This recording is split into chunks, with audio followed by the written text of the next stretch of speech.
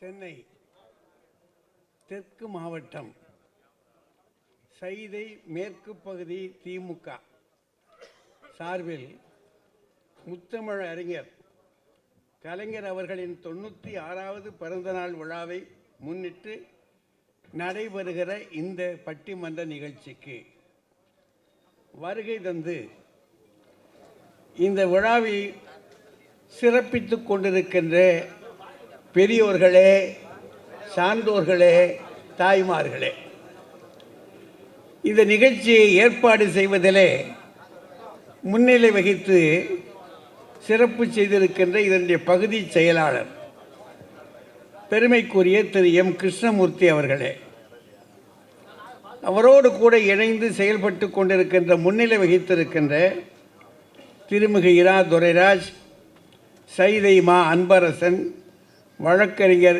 M Sridharan அவர்களே, வரவேற்புரை ஆற்றியிருக்கின்ற பெருமக்களே, இந்த நிகழ்ச்சியை மிகச் சிறப்பாக துவக்கி வைத்து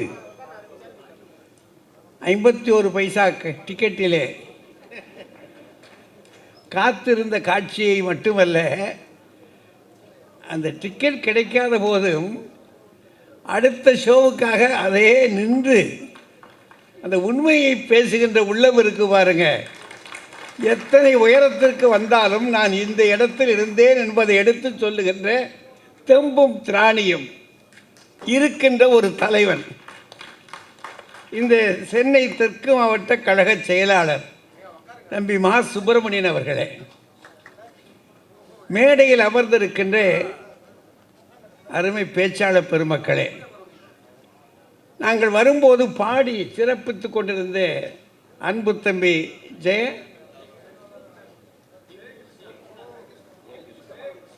ஜெயகிருஷ்ணா அவர்களே, உங்கள் அத்தனை பேருக்கும் என்னுடைய பணிவான வணக்கத்தை முதற்கண் கூறிக்கொள்கிறேன்.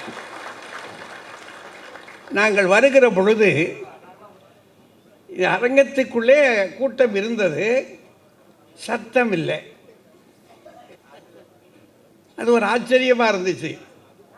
ஏன்னா பெரும்பாலும் நம்ம ஆட்கள் கூடுனாங்கன்னா அப்புறம் ஒருத்தரோட குசலம் விசாரிக்கிறது தானே, ஒருத்தர் பேசிக்கிடுவோம்ல, இதானே வேறு வழக்கம் என்ன நமக்கு.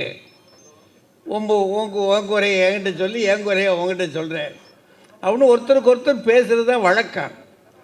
ஆனால் இந்த அரங்குக்குள்ளே சத்தமே இல்லை, பாட்டு சத்தம் மட்டும் அருமையாக கேட்டுக்கிட்டு இருந்தது. அப்போது இந்த கூட்டத்தை அந்த காலத்தில் அண்ணன் நாகூர் அறிவா கூட்டத்தை அப்படி வசப்படுத்துவார். அப்படி வசப்படுத்துகிற திறத்தோடு கூட இந்த தம்பி பாடிய திறமை இருக்கு பாருங்க. ரொம்ப உற்சாகமாக பாடினார். அது பாடுகிறவர்களை எல்லாம் பாராட்டணும். அதனால் அவருக்கு என்னுடைய வாழ்த்துக்களை முதல்ல சொல்லிக்கிறேன்.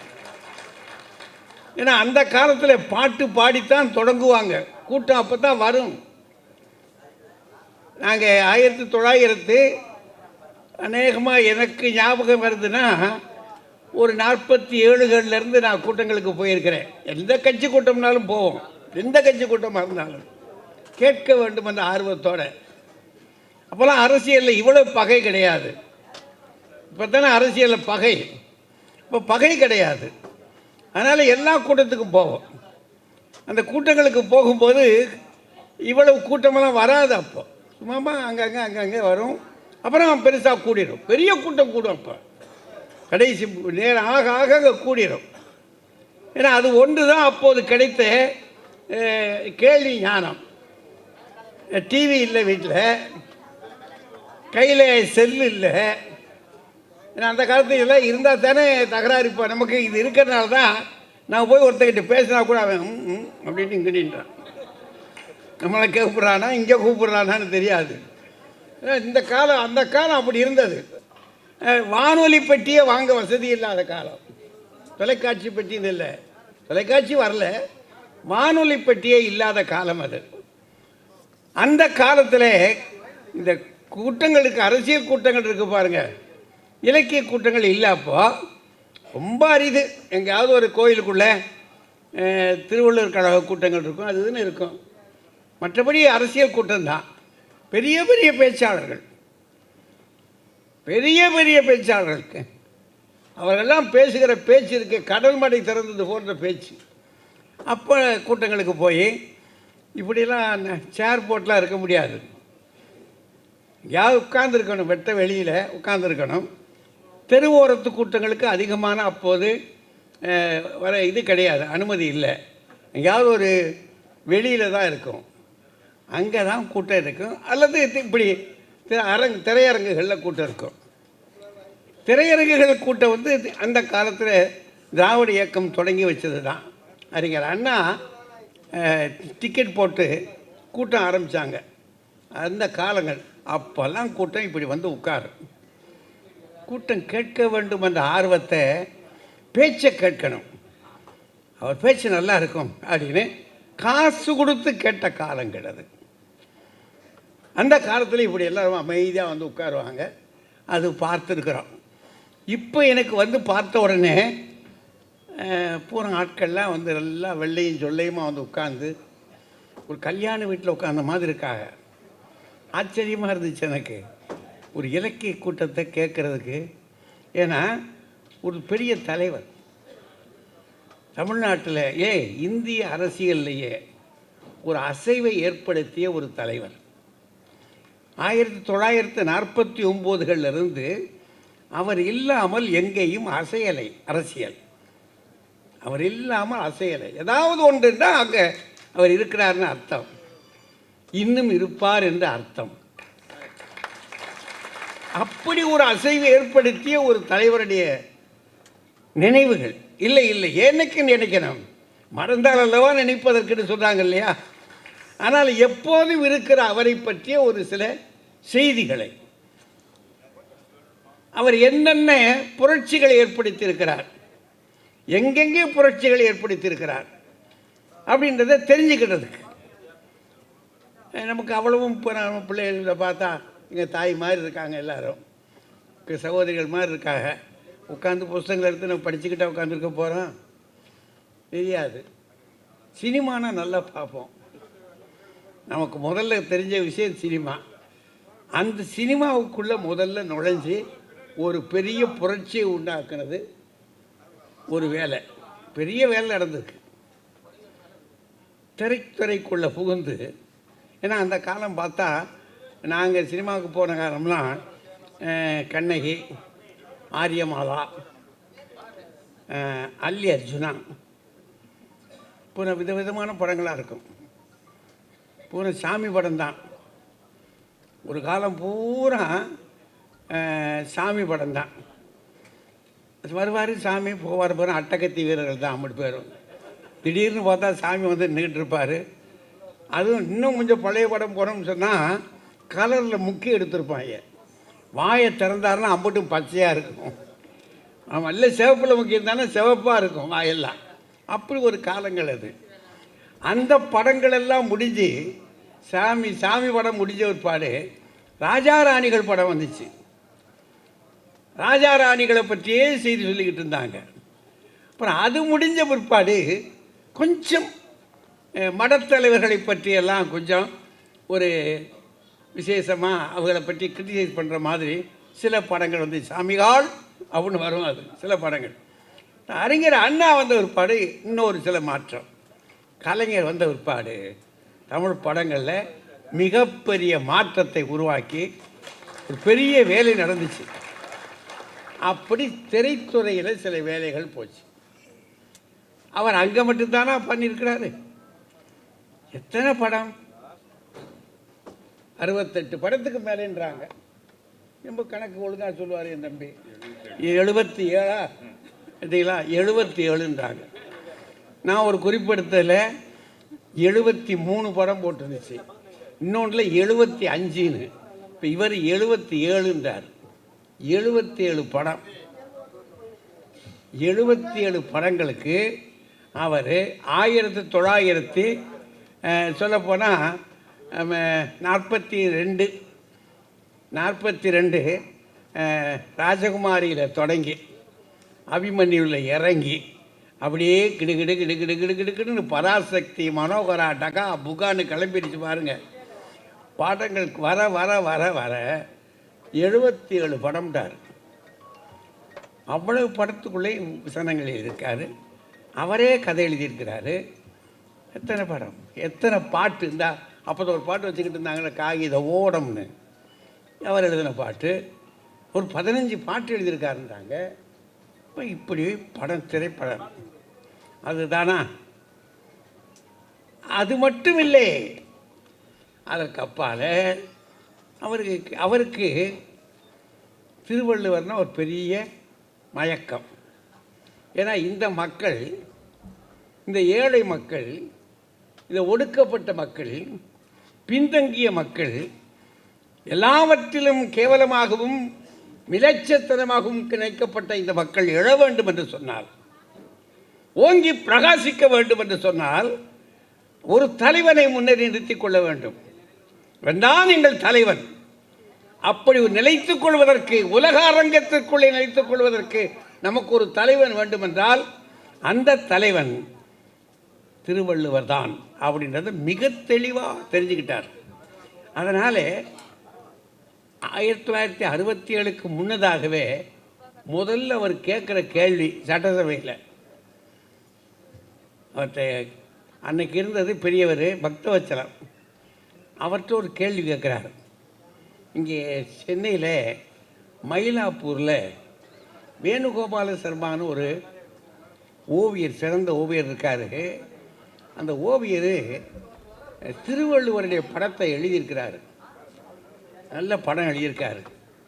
அதை அறிஞர் அண்ணா பார்த்தாரு, நான் பார்த்துருக்கிறேன், அவர் பேராசிரியர் அன்பழகன் பார்த்துட்டாரு, நாவலர் நெடுஞ்செழியன் பார்த்தாச்சு, எல்லாரும் பார்த்துருக்குறோம். திருவள்ளுவருடைய ஓவியம்னு அல்லது படம்னு சொல்லிக்கிறதுக்கு நமக்கு ஒன்றும் கிடையாது. ஒன்று ரெண்டு இருந்துச்சு, அதெல்லாம் பொடி போடுற மாதிரி இருக்கு. இப்படி இருந்தால் என்ன அர்த்தம்? அது சின்முத்திரைன்னு சொல்லுவாங்க. கோயிலுக்குள்ள போனால் சின்முத்திரை. நம்ம ஆள் என்ன சொல்கிறாங்க, இந்த ஆள் பொடி போடுறதுக்கு எடுத்துட்டார்ல, ஏன் இப்படியே வச்சுக்கிட்டு இருக்காரு, போட வேண்டியதானையான்றார். இப்போ இப்படி இருக்கிறவர்த இந்த மாதிரி சின்முத்தை வச்சிருக்கிறத விட ஒரு வேறு வகையாக உலகம் பூராம் நாம் போய் சொல்லுவதற்கு ஏற்றாற் போல ஒரு தலைவர் படம். அந்த படத்தை சட்டசபைக்குள்ளே மாட்டுகின்ற, நம்ம அடையாளம், நம்முடைய அடையாளம் என்று மாற்றி வைக்கின்ற எண்ணம் இந்த மன்றத்துக்கு இருக்குதா அப்படின்னு சட்டசபையில் கேட்குறாரு. அன்னைக்கு இருந்த நிலைமை வேறு. அதனால் பெரியவர் என்ன சொல்லிட்டாரு, யார் அதுக்கு காசு போடுறது? சட்டசபையில் கேட்குற கேள்வி பதில பாருங்கள். இதுக்கு யாரையா காசு வச்சுருக்கா? ஏன்னா ஒவ்வொன்றுக்கு திட்டம் இருக்குது. இதுக்கு இவ்வளோ பண்ணால், இதுக்கு இவ்வளோ பண்ணால், இதுக்கு இவ்வளோ பணம் இருக்குல்ல, இந்த பணத்தை எப்படி போடுறது, எதில் போடுறது? அதனால் இது எப்படி போடுறது, உங்கள் பணம் இருந்துச்சுன்னா போடலாம் அப்படின்னு அவர் முடிச்சு விட்டார். இவர் விட்டுட்டார். மறுநாளே சட்டசபையில் இவர் கேட்குறாரு, அதற்கு எவ்வளவு செலவாகும்னு சொல்லுங்கள், நான் போடுறேன். தலைவர் அப்போ சொன்னது, அதற்கு எவ்வளவு செலவாகும்னு சொல்லுங்கள், நான் போடுறேன்னாரு. பார்த்தாரு, இந்த ஆள் விடமாட்டார், விடமாட்டார் போல இருக்குன்னு அடுத்த மாதமே அந்த படத்தை கொண்டாந்து அவரே வச்சிட்டார். ஆக சென்னை சட்டசபையில் வள்ளுவருடைய படம் இன்றைக்கு இருக்கிறது என்று சொன்னால் அது யார் காரணமாக அங்கே இருக்குது? தலைவர் கலைஞருடைய காரணமாக அங்கே இருக்கு. அப்படி ஆரம்பத்தில் அங்கே தொடங்கி கன்னியாகுமரி கடற்கரையில் கொண்டு போய் நிறுத்தி ஓங்கி உயர்ந்த உலகத்தையே அழகுகிற மனிதன் எங்க மனிதன், கடலில் நின்று கொண்டு இந்த தாரணியை சுற்றி பார்க்கிறார் என்று சொல்லி உலகத்தவருக்கெல்லாம் வெளிச்சம் கொடுப்பதற்காக நின்று கொடுக்கிறார். கலங்கரை விளக்கம்தான் கடலுக்கு அப்பால் நிற்கும். மனித கலங்களை கறக்கிற, மனிதனுடைய உள்ளத்தில் இருக்கின்ற மாசுகளை போக்குகிற களமாக, விளக்காக நின்று கொண்டிருக்கிறார் எங்கள் வேந்தன் வள்ளுவன் என்று சொல்லி நிறுத்தி வைத்த பெருமை இருக்கிறது. அப்படி ஒரு பெருமை உள்ள அவர் குறளோவியம் எழுதினார், குறளுக்கு உரை எழுதினார், அப்புறம் சிலையை கொண்டு போய் நிறுத்தி வச்சார். இப்படி எழுதி மட்டுமில்லை, சங்க இலக்கியங்களை முழுக்க படித்து பார்த்து சங்கத்தமிழ் எழுதினார். இலக்கணத்தை படித்து பார்த்து தொல்காப்பிய பூங்காவை எழுதினார். இப்படி எத்தனையா எத்தனையா எத்தனையா கதை என்ன, உரை என்ன, நெஞ்சுக்கு நீதி என்ன. இந்த பக்கம் நம்ம வீடுகளில் இது இருக்குதா? நெஞ்சுக்கு நீதி 6 தொகுதி நம்ம வீட்டில் வாங்கி வச்சுருப்போம். தலைவர் எழுதியிருக்காரு, போனான்னு கொடுத்தா வாங்கலாம், அப்படிதான் நம்ம முடியல. அப்படின்னா அதை கேட்கவாது செய்யலாம்ல. நம்மளால் வாங்கவும் முடியாது, படிக்கவும் முடியலை. சரி, என்ன சொல்கிறாங்க மொத்தத்துக்கு கேட்கலாம்ல அப்படின்னா, ஒரு பக்கம் பார்த்தா ஒரு பெரிய புலவனைப் போல, பேராசிரியனைப் போல, எழுத்தாளனை போவிய பெரும்பெரும்பெரு இலக்கியங்கள் எழுதி வச்சிருக்கிறார். பொன்னர் சங்கர்ல இருந்து என்னென்ன வாணியா, அது சிறுகதையா 50 சிறுகதைக்கு மேல் எழுதியிருக்கிறாராம்.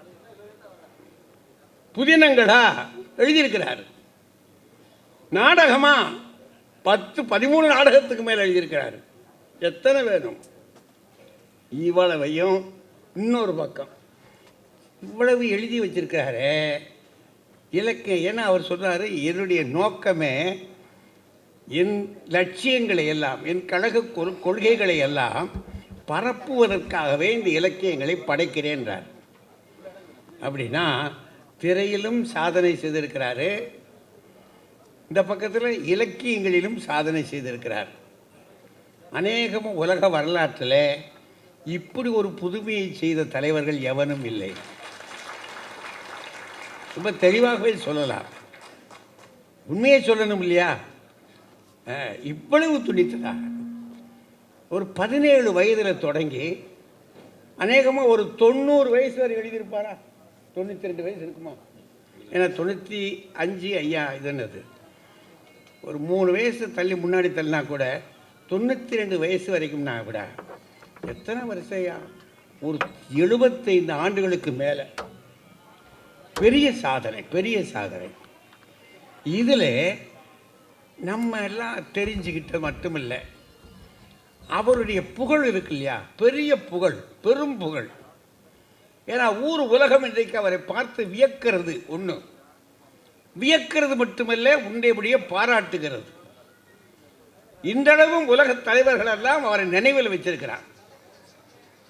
அப்படின்னா நிக்சன் ஒருத்தர் வந்து பார்த்தபோது சென்னையில் இருந்த ஊர்வலத்தை பார்த்துட்டு அவன் கேட்டானா, இது யாரையா, யாருக்கா இந்த ஊர்வலம் அப்படின்னு. தலைவர் எழுதியிருக்கிறார். நிக்சனு யாரு? அமெரிக்கா அவருடைய பிரசிடென்ட்.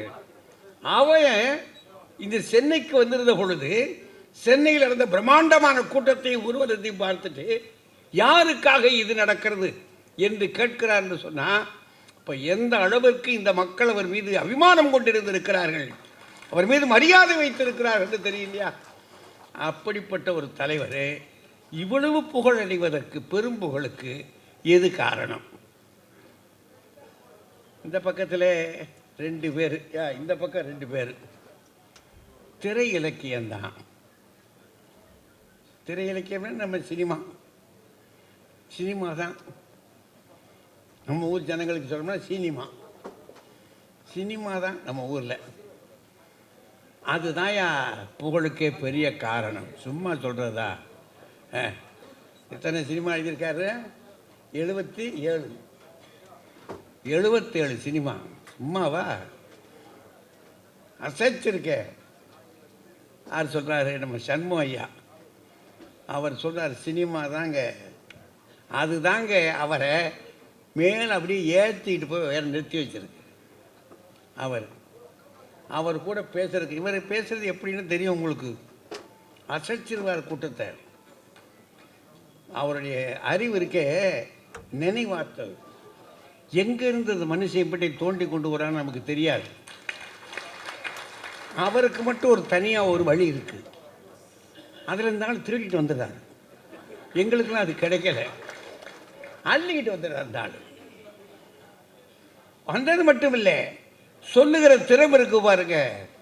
அவர் சொல்லுகிற முறை, அவருடைய குரல், அந்த காந்த குரல் பார்த்தீங்களா, அந்த குரல் கம்பீரமான குரல், அதெல்லாம் சேர்ந்து பட்டிமன்றத்துக்கு இவரெல்லாம் ஒரு புதிய வரவாக வந்ததில் இந்த பட்டிமன்றம் தொடர்ந்து நிற்க போகிறது. ஏன்னா எங்களுடைய முதுமை காலத்தில் அப்படி திரும்பி பார்க்கிறேன், இது பட்டிமன்றத்தை வாழ வைக்கும், பட்டிமன்றம் நிலைக்கும் அப்படின்ற கம்பீரம். ஏன்னா அது ஒரு உலகத்தில் தமிழ்நாட்டை தவிர வேறு எங்குமே பட்டிமன்றம் இல்லை. தமிழர்களின் ஒரே வரவு மட்டுமல்ல, பெரிய வரவு. வியக்கிறான் எல்லாரும். இந்த நாட்டு இந்த கூறுக்குள்ள மட்டும் எப்படிடா இப்படி இருக்குது ஒரு கலை? வேறு எந்த ஊரிலும் பட்டிமன்றம் என்ற கலை இல்லையே இல்லை. அப்படின்னா பட்டிமன்றம் என்பது தமிழர்களின் தனி சொத்தையா. அந்த தனி சொத்து எங்கிருந்து? சங்ககாலத்திலிருந்து வந்த தமிழ் தனி சொத்து, வேறு வேறு வடிவமெடுத்த சொத்து. அந்த சொத்தை வாழ வைப்பதற்கு இருக்கக்கூடிய வரவேற்பு குழுவில் பெரிய ஆட்கள் இவங்க. சண்முகம் அவர் பிரமாதமாக சொல்கிறார், திரை இலக்கியம் தாயா, அவர் தாயா அவருக்கு பெரிய வரவு, பெரும்புகழ்ந்தார்.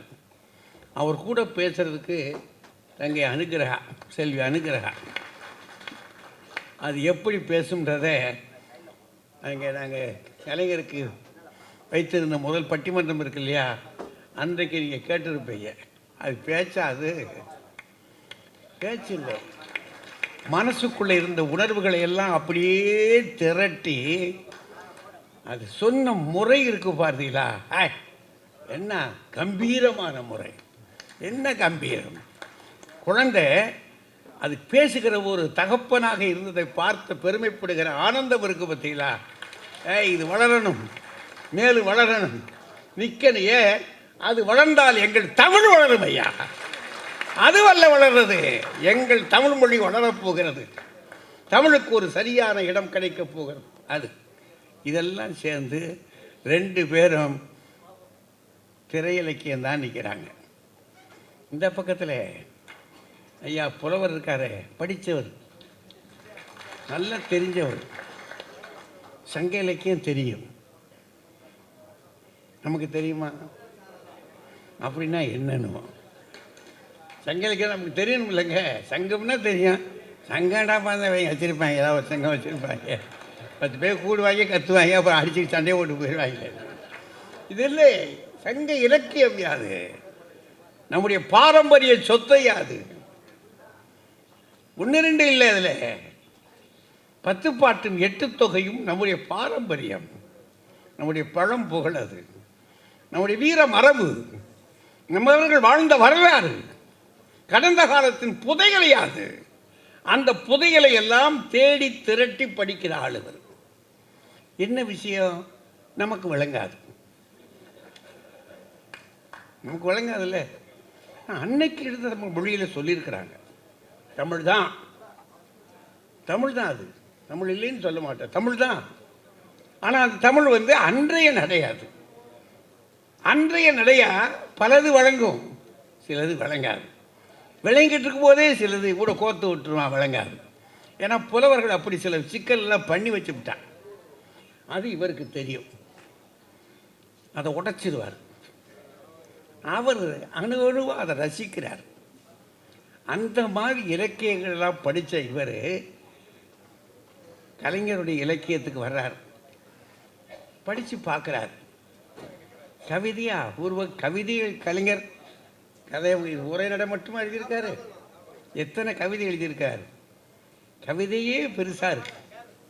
அவருடைய கவியரங்க கவிதைகள் ஒரு தொகுப்பாக இருக்குது. கவியரங்க கவிதைகள் மட்டுமா இருக்கிறதுல இரங்கற்பாக்கள் என்று எழுதியிருக்கக்கூடிய ஒவ்வொரு பாக்களையும் பாருங்க.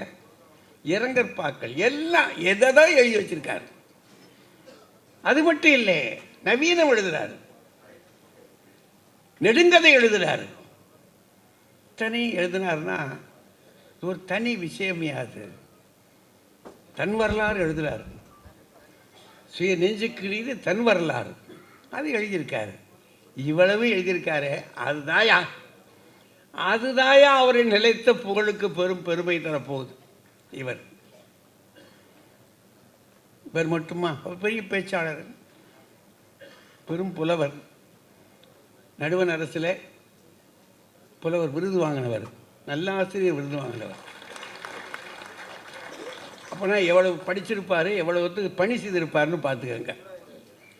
அந்த பக்கத்தில் நம்ம ராஜா சொல்லணுமா, இந்த தாய்மார்கள் கூட்டம்லாம் அவரை பார்க்க தான் வந்திருக்கு. பார்த்தீங்களா, அந்த கையெட்டா பார்த்தீங்களா? ஏன்னா அவரை பார்க்குற கேட்கலையே, அவர் பேசுறது அப்படி விளங்குது, ஜனங்களுக்கு போய் அப்படி அலை அலையாக உள்ளே போய் சேருது, நெஞ்சை போய் தொடுது. அதனாலே அவர் பேசட்டுமையா, கொஞ்ச நேரம் பேசட்டுமையா அவர் உட்கார்றாங்க. இப்போ அவர் சொல்ல வர்றாரு, இல்லை பிற இலக்கியங்கள் தான் அவருக்கு பெரும்புகழ் சேர்க்குதுன்றார். சரி, இப்போ என்ன செய்வோம்? நமக்கு சினிமா பார்த்துருக்கோம், 77 சினிமாவை நம்ம பார்த்துருக்கோம். பார்த்தோம், சிலது நினைவிலையும் இல்லை. இலக்கியம் அம்பட்டுமா படிச்சிருக்கோம், வாங்கினோம், படிக்க நேரம் இல்லை, இல்லைங்களா? சில வீடுகள் இருக்கும், இல்லாமல் இல்லை. எவ்வளோ பேர் இல்லாட்டி கலைஞருடைய நூல் நிறைய விற்பனையாக இருக்கட்டும், கலைஞர் தான் நேரைய பார்க்குறோம், நேரைய கேட்குறான். இதானா அங்கே பேசுனது தானே இங்கே இருக்கட்டும், ஆனால் இங்கேயும் இருக்கணும், எவனும் தொடப்படாது வச்சுருக்கோம், யாரும் தொடப்படாது வச்சுருக்கோம், வீட்டில் பத்திரமா வச்சுருக்கோம். அது மாதிரி நமக்கு இருக்கு இல்லையா? அதனால் இப்போ என்ன செய்ய போகிறோம்னா, கொஞ்சம் நேரம் சிந்திப்பதற்கு கேட்க சுவைக்கக்கூடிய கூட்டம்னு தெரியுது. கேட்டு கைதட்ட ஆரம்பிச்சிட்டாங்க இல்லையா? பார்த்தீங்களா, கைதட்டுறாங்கன்னா எங்களுக்கு விளங்குது, சீக்கிரம் ஆரம்பிக்கட்டா அப்படின்னு அர்த்தம். இல்லைன்னா என்ன ஆகி போயிடும், இப்படியே உட்காந்துருக்கோம். என்ன காரணம்? ஏதோ தெரியாமல் வந்துட்டோம். அந்த காலத்தில் நாங்கள் கூட்டம் ஆரம்பிக்கும் போது ஒரு 8:45, 9க்கு வரும் கூட்டம். வந்து ஒரு 9:30 வரைக்கும் இருக்கும். திடீர்னு பார்த்தா கூட்டம், ஏன்னா கூட்டம் ஆரம்பித்ததே 8 மணிக்கு மேலே தான், அல்லது 10 மணி ஆகும். சில நேரம் இருக்கும். சிலதெல்லாம் பஸ் ஸ்டாண்டுக்கு பக்கத்தில் அந்த பஸ் என்னென்ன வருதோ அந்நேரம் கிளம்பி போயிடும். சிலது உட்காந்து அந்த தெருவில் தூசியை தட்டி விட்டு உட்காந்துருக்கோம். பார்த்தீங்கன்னா செகண்ட் ஷோ அது மாதிரி பஸ்ஸுக்காக படுக்கிறதுக்கு டிக்கெட்டு எங்கேயும் போய் ரூம் எடுத்து தங்க முடியாது. இங்கே உட்காந்தோம்னா ஒரு சோற ஓரத்தில் இப்படி சாஞ்சிக்கிட்டு கேட்ட மாதிரி இருக்கும், தூங்கின மாதிரி இருக்கும். அப்படி தூங்கிட்டு ஒரு 3 மணி 4 மணி அப்படியே பஸ் ஏறி கிராமத்துக்கு போய் சேரும். அப்படியெல்லாம் பட்டிமன்றம் நடத்தணும். அரசியல் கேட்டிருந்தா, தலைவரை கேட்டிருந்தா இன்னும் பெரிய வரலாறுகள் சொல்லியிருப்பார். அதனால் இந்த கூட்டம் கேட்டு கிருகிருத்து போவதற்கு கைதட்டுகின்ற கூட்டமாக இருக்கனால எனக்கு சந்தோஷம். இனி உங்கள் பாடு இவங்க பாடு என்று சொல்லி இப்போது முத்தமிழ் அறிஞர் கலைஞரின் இலக்கிய பணிகளில் பெரிதும் பெரும் புகழுக்குரியது திரை இலக்கிய பணியே என்ற அணி தொடர்கிறது. தம்பி எம் சண்முகம் அவர்கள் அந்த அணியை தொடங்கி வைக்க வருகிறார். உங்கள் சார்பில் அவர் அழைக்கிறார்.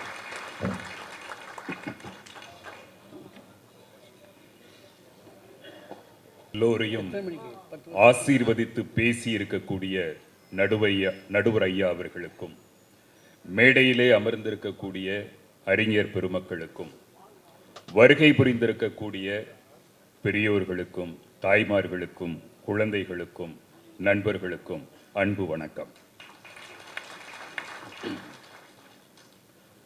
மதிப்பிற்குரிய திரு மா சுப்பிரமணியன் அவர்கள் பேசுகின்ற பொழுது, சைதாப்பேட்டையில் 3 தேட்டர்கள், முற்றுப்புள்ளி மாதிரி நூர்ஜஹான் தேட்டர், அதில் முத்தமிழ் அறிஞர் கலைஞர் அவர்களை பற்றி ஒரு பட்டிமன்றம், அதோடு மூடு விழா என்று குறிப்பிட்டார். மூடு விழா. ஆனால் இது ஒரு மாலாக மாறப்போகிறது என்று குறிப்பிட்டார். நமக்கு ஒரு பிரார்த்தனை, முத்தமிழ் அறிஞர் கலைஞர் அவர்களினுடைய ஆத்மாவின் ஆசீர்வாதத்தால் இந்த மாலிலே சைதாப்பேட்டையில் இருக்கக்கூடிய 3 தேட்டர்களும் அமைய வேண்டும் என்று பிரார்த்திக்கிறோம். ஐயா அவர்கள் சொன்னாங்க, வேணுகோபால் சர்மா அவர்கள் திருவள்ளுவரினுடைய ஓவியத்தை வரைந்ததை பற்றி. அவருடைய பையன் ஸ்ரீராம் சர்மா 1.5 வருடத்துக்கு முன்பாக அவரை நான் தான் நியூஸ் 7 தமிழுக்காக பேட்டி எடுத்தேன். வள்ளுவரினுடைய ஓவியத்தை அவருடைய தகப்பனார் எவ்வளவு நுணுக்கமாக வரைந்தார் என்பதை அந்த பேட்டியில சொன்னார். ஒரே ஒரு உதாரணம், 1330 குறள்களிலே நீதியை அமைத்தவருடைய மூக்கு அங்க சாமுத்திரிகாபடி எப்படி இருக்கும்னு 12 வருடம் ஆராய்ச்சி பண்ணி கடைசியா கண்டுபிடிச்சிருக்கிறாரு.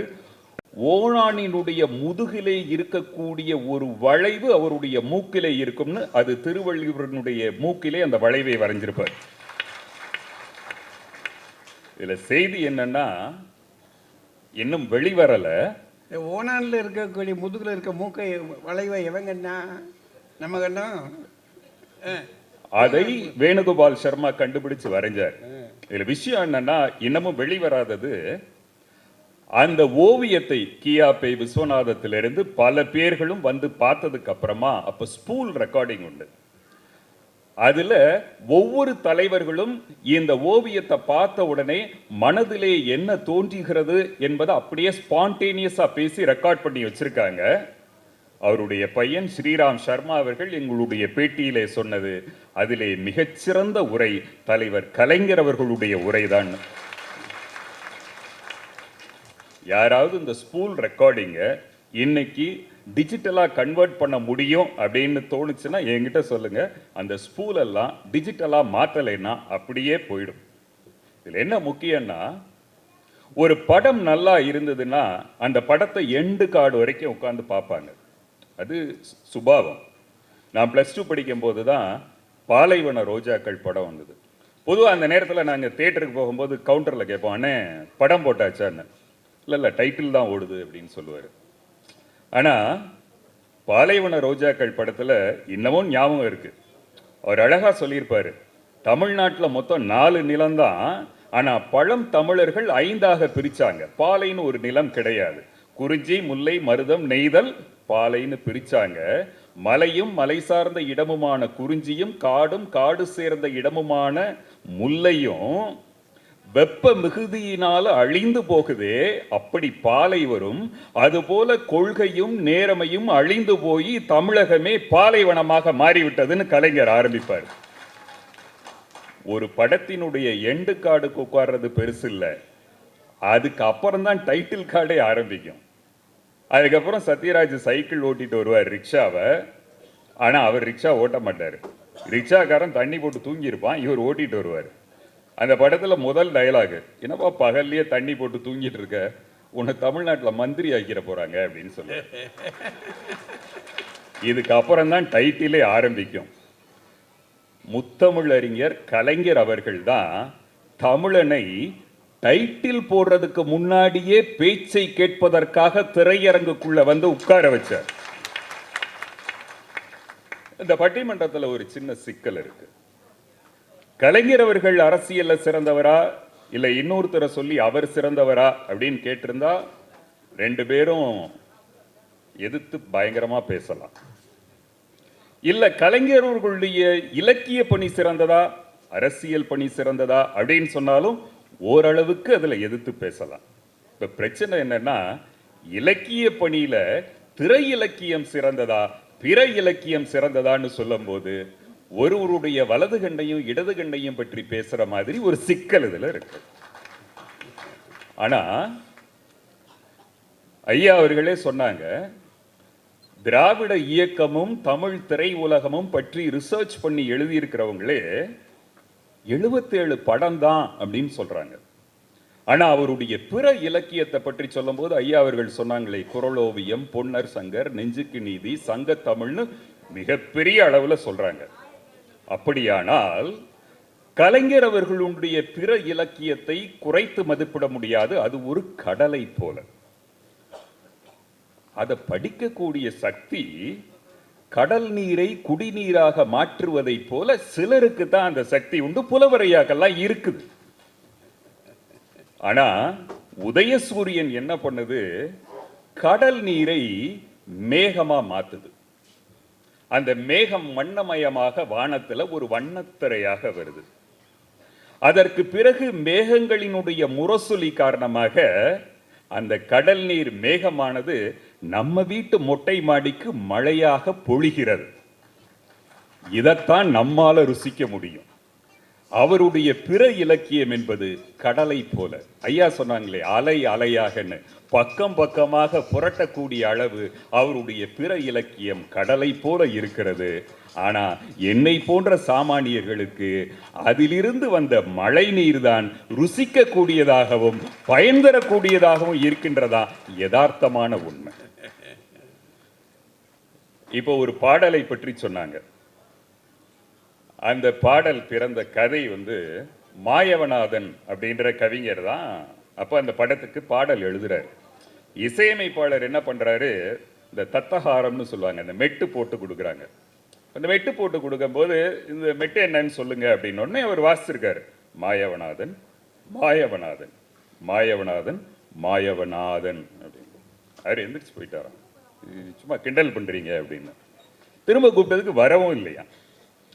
அதுக்கப்புறம் கலைஞர் அவர்கள்ட்ட சொல்லியிருக்காங்க, இந்த மாதிரி நாங்கள் விளையாட்டுக்கு பண்ணோம், அவர் போயிட்டாரு. என்ன தத்தகாரம், மாயவநாதன் மாயவநாதன் மாயவநாதன் மாயவநாதன். அழகா எழுதலாமே, எப்படியா சோக பாட்டு நல்லா எழுதலாமே, எப்படி? காகித ஓடம் கடலலை மீது போவது போலே மூவரும் போவோம், மாயவநாதன் மாயவநாதன் மாயவநாதன் மாயவநாதன். ஆதரவின்றி அது ஆழ்ந்திடுதில்ல, அத மாதிரி மூவரும் போவோம் அப்படின்னு சொல்லி அவர் எழுதினார். இதுல என்ன முக்கியமாக சொல்லுகிறாங்கன்னா, நிறைய பேர் நினைப்பதை போல அவருடைய வசனம் கவிதைக்கு உதவலையாம். அவருக்குள் மிகப்பெரிய இசை புலமை, எதுகை மோனை, தத்தகாரத்தினுடைய நுணுக்கங்கள் அனைத்தும் தெரிந்திருக்கிறது. அதைத்தான் அவர் வசனத்துல பயன்படுத்தினாரு. அதனால தான் பாடல் எழுதிய நிறைய கவிஞர்கள் தமிழிலே வசனங்கள் எழுதியிருக்கிறார்கள். அவர்களுடைய பாடல்கள் பிரபலமானதை போல வசனங்கள் பிரபலமடையல. ஆனால் கலைஞர் அவர்களினுடைய இசை அறிவு காரணமாக அவர் எழுதிய வசனங்கள் பாடல்களைப் போல மனப்பாடம் செய்யப்பட்டன.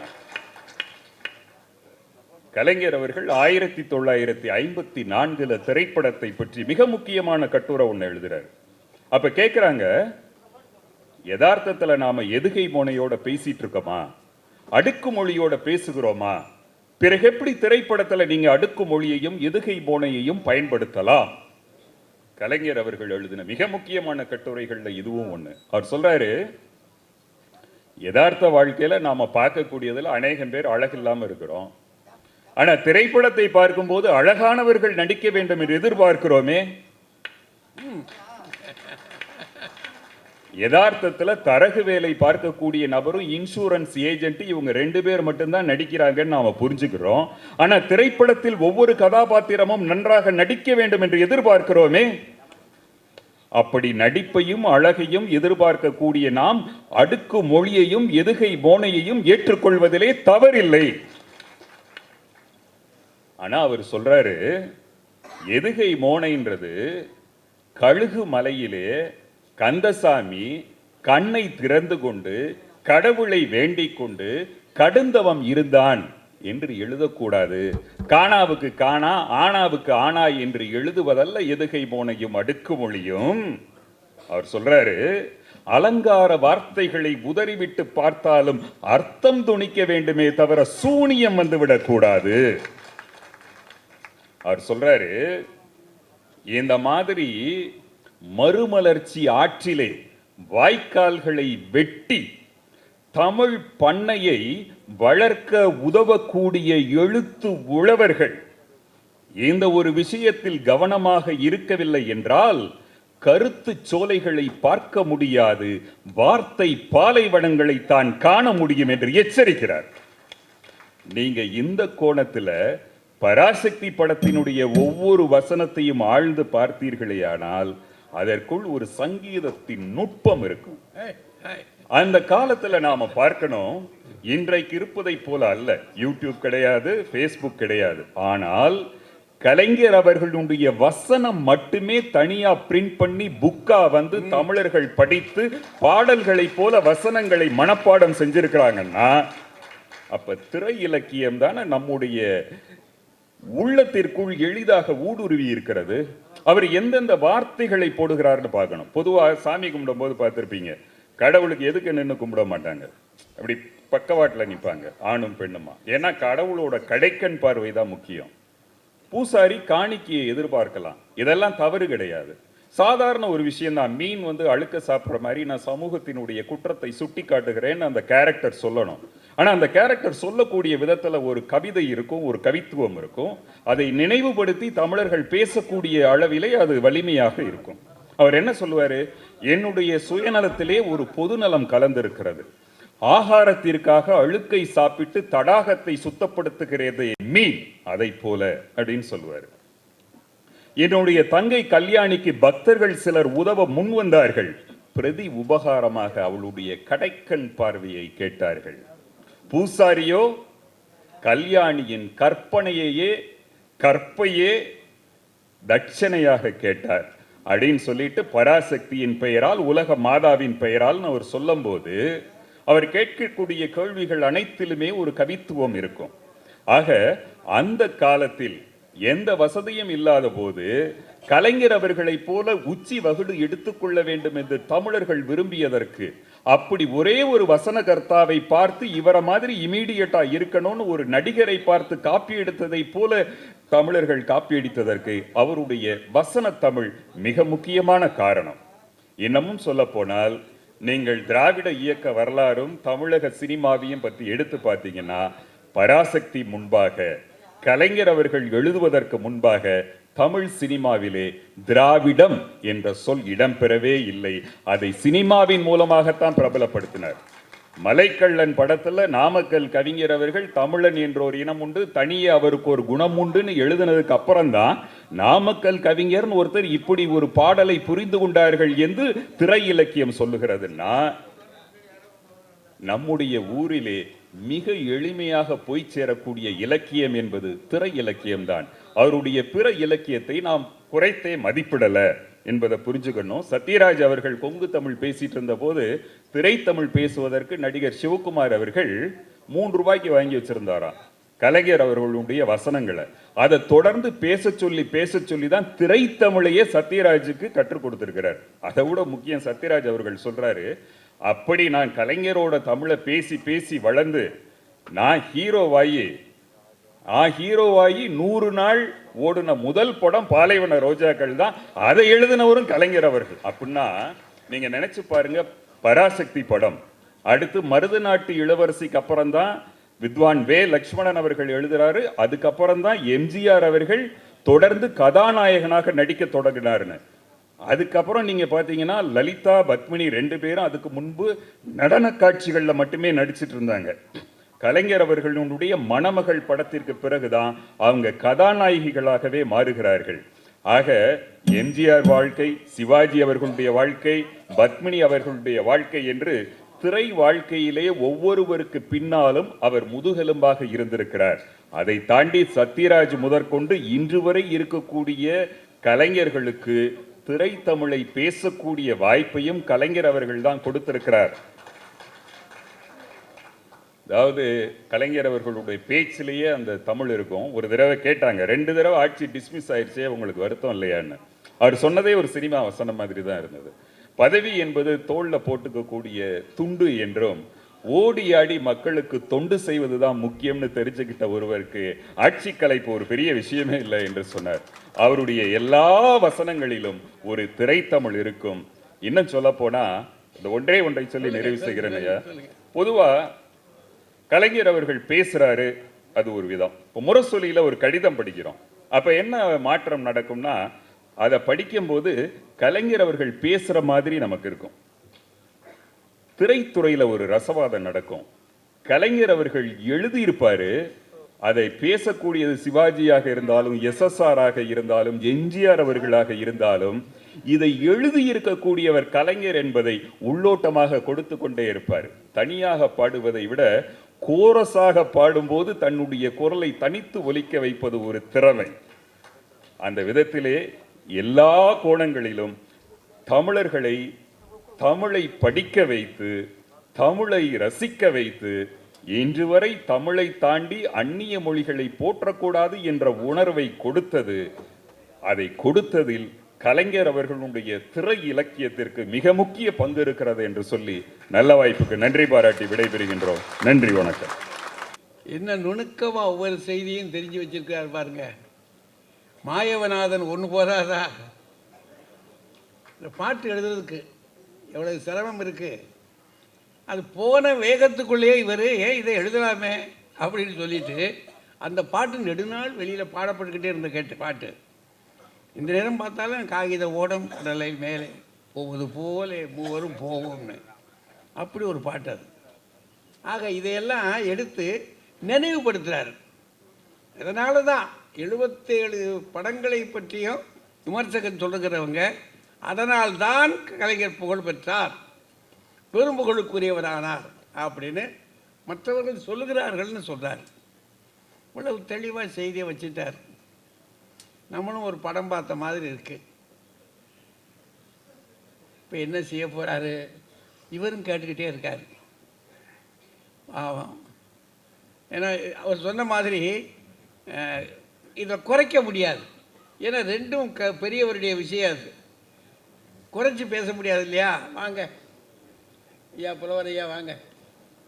சென்னை தெற்கு மாவட்டம் செய்தை மேற்கு பகுதி திராவிட முன்னேற்றக் கழகத்தினுடைய சார்பில் நடத்தப்படுகிற முத்தமிழறிஞர் டாக்டர் கலைஞர் அவர்களுடைய 96வது பிறந்தநாள் விழாவை ஏற்பாடு செய்திருக்கக்கூடிய பாசத்திற்குரிய அண்ணன் மா சுப்பிரமணியம் அவர்களே, சட்டமன்ற உறுப்பினர் அவர்களே, வருகை தந்திருக்கிற பாராளுமன்ற உறுப்பினர் அன்பு சகோதரியார் அவர்களே, பல்வேறு பொறுப்பில் இருக்கக்கூடிய பெருமக்களே, அரங்கம் முழுவதும் நிறைந்திருக்கக்கூடிய கலைஞரின் சுவைஞர்களே, மாண்புமிகு தமிழறிஞர் ஐயா அவர்களை வணங்கி மகிழ்ந்து முத்தமிழறிஞர் கலைஞரின் அவருடைய புகழுக்கு பெரிதும் காரணமாக விளங்கக்கூடியது திரை இலக்கியங்கள் என்று தன்னுடைய வாதத்தை இங்கே சண்முகம் அவர்கள் பதிவு செய்திருக்கிறார். இந்த திரையரங்கம் கூட ஒரு ஷாப்பிங் மாலாக மாறப்போகிறது என்ற ஒரு செய்தியையும் இங்கே அறிவிப்பதையும் அவருக்கு சாதகமாக சொன்னார்கள். எப்படி திரையரங்கு ஷாப்பிங் மாலாக மாறுகிறதோ, திரை இலக்கியங்கள் கூட காலமாற்றத்தால் மாறுவதற்கு கூட வாய்ப்பு இருக்கிறது. அது அந்தந்த காலத்தினுடைய பிரதிபலிப்புத்தான். ஆனால் பிற இலக்கிய படைப்புகளை எந்த கொம்பனாலும் என்றைக்குமே யாராலும் மாற்ற முடியாது. அப்படிப்பட்ட ஒரு மாறாத சரித்திரத்தை தான் பிற இலக்கியங்களின் வாயிலாக முத்தமிழ் அறிஞர் அவர்கள் தன்னுடைய பேனாவின் மூலமாக புதிய பரிணாம வளர்ச்சியை கொடுத்து இலக்கியத்திற்கு உயிரூட்டி இருக்கிறார். சொல்லப்போனால் 2000 ஆண்டுகளுக்கு முற்பட்ட இலக்கியங்கள் எல்லாம் 20ஆம் நூற்றாண்டிலே பேசப்படுகிற பெருமையை உருவாக்கியவரே முத்தமிழறிஞர் அவர்கள்தான் என்பதை ஒரு புலவன் என்ற முறையிலே தமிழறிஞர் ஐயா அவர்களுக்கு இந்த கருத்தை சமர்ப்பணம் செய்கிறேன். தமிழிலே உயிரெழுத்து 12, மெய்யெழுத்து 18, அகரம் சிகரமாக இருக்கிறது. நான் நினைக்கிறேன் அது அண்ணாவை குறிப்பதாகவே அமைந்திருக்கிறது. மெய்யெழுத்தின் சிகரமாக இருப்பது இக்கென்ற எழுத்து. அந்த இக்கென்ற எழுத்தோடு அண்ணாவை நினைவுபடுத்துகிற அகரம் சேருகிற போது க என்பது கலைஞரை குறிப்பதாகவே நான் கருதுகிறேன்.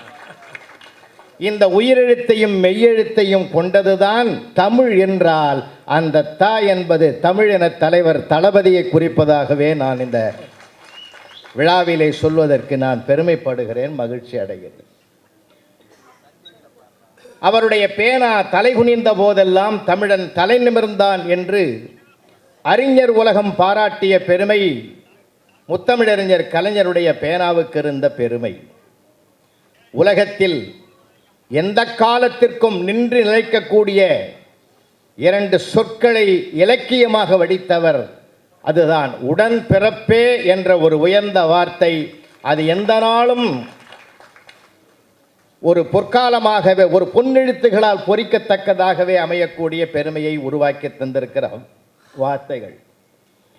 ஒரு பக்கம் அவர் மிகப்பெரிய கவிஞர். சொல்லப்போனால் அமைச்சரவையில் அரசவை கவிஞர் உண்டு, ஆனால் முதலமைச்சரே ஒரு கவிஞராக இருந்த ஒரு வரலாறு, உலக வரலாற்றை பெற்ற ஒரு ஒப்பற்ற தலைவர் அவர் ஒருவர் மட்டும்தான் என்பதை அவருடைய படைப்புகள் நமக்கு காட்டுகிற வியப்புக்குரிய நிலைகளை எல்லாம் நம்ம பார்க்கலாம். எனக்கு கவிதை பாட தெரியாது என்று தொடங்குகிறார். கா போனால் விதை வரும், க போனால் கவிதை என்று சொல்ல எடுத்துக்கிறார். க போனால் விதை வரும், எனக்கு கவிதை பாட தெரியாது. வி போனால் கதை வரும், எனக்கு கவிதை பாட தெரியாது. தை போனால் கவி வரும், எனக்கு கவிதை பாட தெரியாது. இப்படி பாடத் தெரியாது என்றே பாடி குவித்தவர் அவர் ஒருவர்தான் என்பதை அவருடைய படைப்புகள் இன்றைக்கும் நமக்கு காட்டுகிறது. எது அவர் பேசினாலே இலக்கியம்தான், அத்தனையும் இலக்கிய வரிசையில் வருவதுதான். மற்றவர்களை பேச வைத்தது திரை இலக்கியம், அவர் பேசியது அனைத்துமே பிற இலக்கியம்தான், அவர் எழுதியது அனைத்துமே பிற இலக்கியங்கள் தான். என்ன வார்த்தைகள்! எந்த சட்டமன்றமே கலகலப்பாக இருந்தது ஐயா அவர் நுழையும் போது. உங்களுக்கு தெரியாது ஒன்றும் கிடையாது, நினைவுபடுத்தலாம் அவ்வளவுதான். சிறைச்சாலையிலிருந்து வந்தபோது அரங்கநாயக அம்மா கேட்டாங்க இல்லையா, மாமியார் வீடு எப்படி இருந்ததுன்னு. அம்மா வீடு நல்லா இருந்ததுன்னு. உடனுக்கு அந்த சிந்தனை வளம் எங்கே தான் ஊற்றெடுக்கும்னே தெரியாது, எங்கே தான் ஊற்றெடுத்து பிரகாசிக்கும்னே தெரியாது. வணக்கத்திற்குரிய அங்கே விநாயகம் அவர்கள் ஒரு கேள்வி கேட்டார், ஆஞ்சநேயர் கோயிலுக்கு அசையும் சொத்து எவ்வளோ, அசைய சொத்து எவ்வளோன்னு. வந்து போகிற பக்தர்கள்லாம் அசையும் சொத்து, அங்கேயே இருக்கிற ஆஞ்சநேயர் தான் அசைய சொத்துன்னாரு. அதாவது அந்த ஒரு ஞானமும், அதாவது ஞானமும் கல்வியும் நயத்தல் அரிதுன்னா ஔவையார். அந்த ஞானத்துக்கு நிகர் அவர் மட்டுமே தவிர வேற யாரும் கிட்ட போக முடியாதுயா. மாற்றுக் கட்சிக்காரர் கூட மகிழ்ந்தான் அவருடைய பேச்சை கேட்டு. என்ன அழகு, என்ன ஆனந்தம்! அப்படி வரும் சார். ஆஸ்பத்திரியில் அனுமதிக்கப்பட்டிருக்கிறார், முதுகு வலியிலே சிகிச்சை பெற்று கொண்டிருக்கிறார். ஒரு சொட்டு தண்ணீர் கூட உள்ளே போகக்கூடாது என்று மருத்துவர் சிஸ்டருக்கு கட்டளையிட்டார். அவங்கெல்லாம் போன பிறகு அம்மா நாக்கு வறண்டு போச்சு தாயின்றார். அந்த அம்மா பஞ்சில் தண்ணியை நினச்சி கொண்டாந்து உதடு காயாமல் இருக்கிறதுக்காக அப்படி தடை விட்டு போகுது. அம்மாடியே உன் பேர் காவேரியா?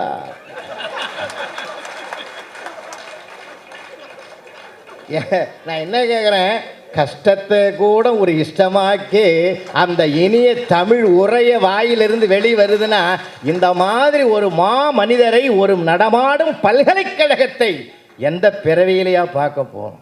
96வது வயது பிறந்த நாளில் பேசுவதே ஒரு பெருமையா. பேசுபவனுக்கு நான் பெருமை, கேட்பவர்களுக்கு செவி பெருமை என்று தான் நான் கருதுகிறேன். இல்லை, எவ்வளோ பெரிய விஷயம், சாதாரணமானதா?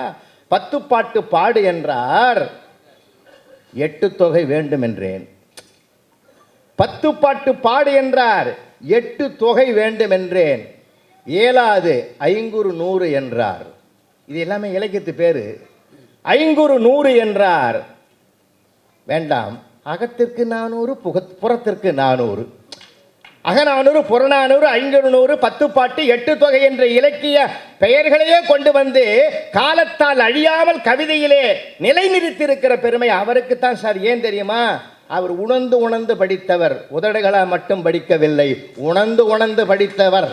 வான்கலந்த மாணிக்க வாசகனின் வாசகத்தை நான் கலந்து பாடுங்கால் நற்கருப்பம் சாற்றினில தேன் கலந்து பால் கலந்து செடுங்கனித்தின் சுவை கலந்து ஊன் கலந்து உயிர் கலந்து உவட்டாமல் இனிப்பதுவே என்று அந்த வாசகத்துக்கு ஏற்ப உணர்ந்து படித்ததனால்தான் இவ்வளவு உயர்ந்த நிலைகளை எல்லாம் நமக்கு படைத்து கொடுத்தார். அவர் கற்பனையில் வந்த கவிதைகள் எத்தனை.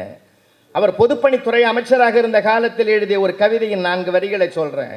சோழ மன்னன் காதலனாக்கி காவிரியை காதலியாக்கி அவர்கள் வர்ணனை செய்கிறார்களாம்.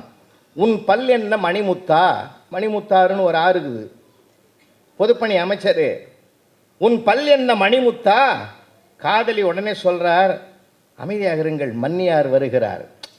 மன்னியார்னா அந்நியார்னு அர்த்தம். மன்னியார் வருகிறார்னா மன்னியார்னு ஒரு ஆறு இருக்கு. அது உடனே காதலனாகிய சோழன் கேட்கிறான், அவள் என்ன நம் காதலுக்கு கல்லணையா? அவள் என்ன நம் காதலுக்கு கல்லணையா? எப்போது நம் திருமணம்? உடனே அவர் சொல்ற, பெரியாறு தலைமையிலே பெருமிதமாக நடக்கும். ஏங்க, ஒரு ஆறுகளின் பெயராவது இன்னைக்கு இருக்கிறவங்களுக்கு தெரியுமா? அந்த ஆறுகளை வரிசைப்படுத்தி அழகுபட நயம்பட உரைக்கிறது. எவ்வளவு பெருமை! அகலையும் ஒரு பகுத்தறிவு சிந்தனையை கொண்டு வந்து புகுத்துறது என்ன அற்புதம்! கேட்குற கேள்விகளுக்கெல்லாம் சார் அவர் அத்தனையுமே இலக்கியங்கள் நாங்கள் அனுபவிச்சு படிக்கணும், அனுபவிச்சு உள்வாங்கணும். அங்கே மாற்று கருத்துக்கு இடமே இல்லை. இளைஞர்கள் அரசியலுக்கு வரலாமான்னு ஒருத்தர் கேட்குறார், உடனே பதில் சொல்கிறார், அரசியல் என்பது அத்தை மகள் போல, பார்க்கலாம் பழகலாம், தொட்டுவிடக்கூடாது. என்ன அழகான பதிலுங்க! அவனுக்கு புரியுற மாதிரி இருக்குங்க சார் பதில். சார் நம்ம எது சொன்னாலும் அடுத்தவங்களுக்கு புரியணும் சார். இந்த அடிக்கிற பைப்பில் தண்ணி பிடிக்கிறான் தெரியுமா உங்களுக்கு? குழாயில் வர்றது இல்லை, இந்த அடிக்கிற பைப்புன்னு ஒன்று இருக்குது. எங்கள் தெருவிலே ஒருத்தன் சொன்னான், இந்த ஒரு அம்மா சொல்லிச்சு வீட்டுக்காரங்கிட்ட, இந்த அண்டாவை வச்சு தண்ணி அடிச்சுட்டு வான்னு. அது அடிக்கிற பைப்பில் அடிக்கிறது, அது அண்டாவை வச்சு தண்ணி அடிச்சிட்டோன்னா அவன் எங்கேயோ போ. சார் கேட்கிறவனுக்கு உடனுக்குடன் புரியுற மாதிரி சொல்ற பெருமை இருக்க, அதே மாதிரி கற்றவர் மகிழுமாறும் அவர் ஓமைக்கும் உருவகத்துக்கும் அவருடைய பேச அதுக்கு நிகர் எங்குமே கிடையாது சார். என்ன தெரியுங்களா? சங்க இலக்கியம், சங்க தமிழ் பாடினார், எழுதினார். குறளுக்கு ஓவியம் ஐயா அவர்கள் முதல நம்முடைய பரிமேலழகர் முதல் ஐயா வரை உரை எழுதிய தமிழ் அறிஞர்கள் உலகத்தில் உண்டு. ஓவியம் எழுதிய ஒருவர் அவர் ஒருவர் தான். ஏறத்தாழ 354 குறட்பாக்களை எடுத்துக்கொண்டு ஓவியம் எழுதுகிறார் சார். சங்க இலக்கியங்கள் எல்லாம் கவிதை நடையில் எழுதுகிறார், குறளுக்கு மட்டும் கதை வடிவில் தருகிறார். ஒரு பக்கம் கதை வடிவம், ஒரு பக்கம் கவிதை வடிவம். ஏன்?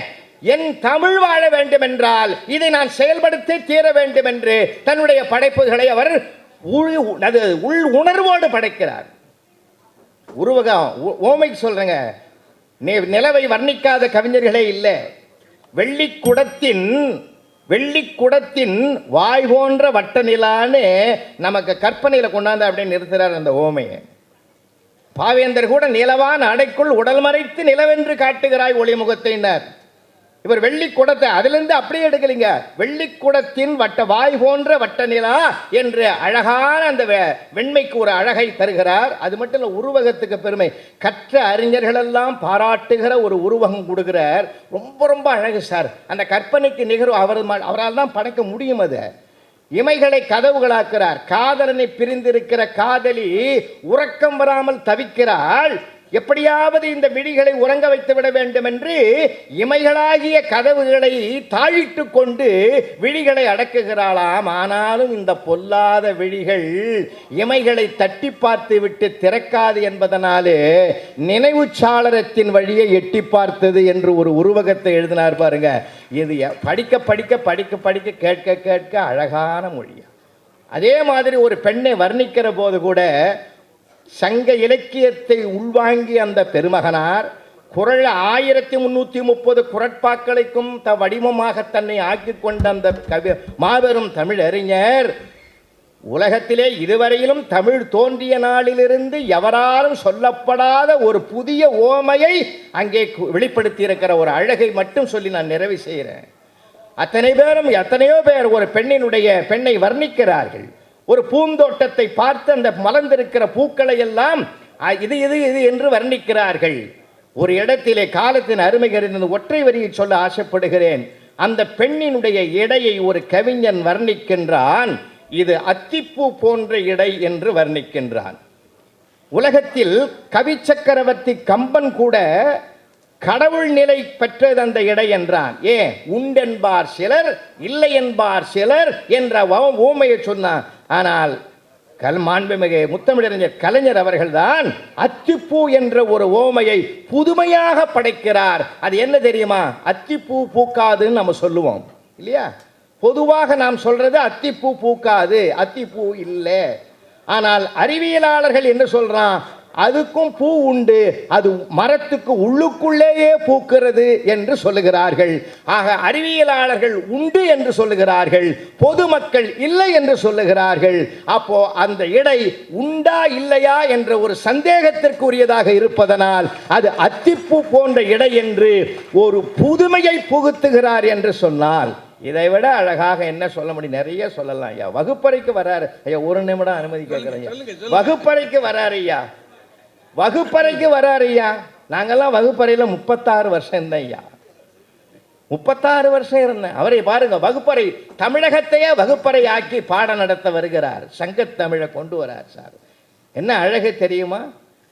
தொல்காப்பிய பூங்காவை கொண்டு வருகிறார் வகுப்பறைக்குள்ளே. நீங்க தொல்காப்பிய பூங்காவை நேரம் கிடைக்கும் போதெல்லாம் ஈடுபாட்டோடு படிங்க. ஒவ்வொரு சூத்திரத்தை ஒரு நாள் படிங்க போதும். அதையே உள்வாங்குங்க, அசை போடுங்க.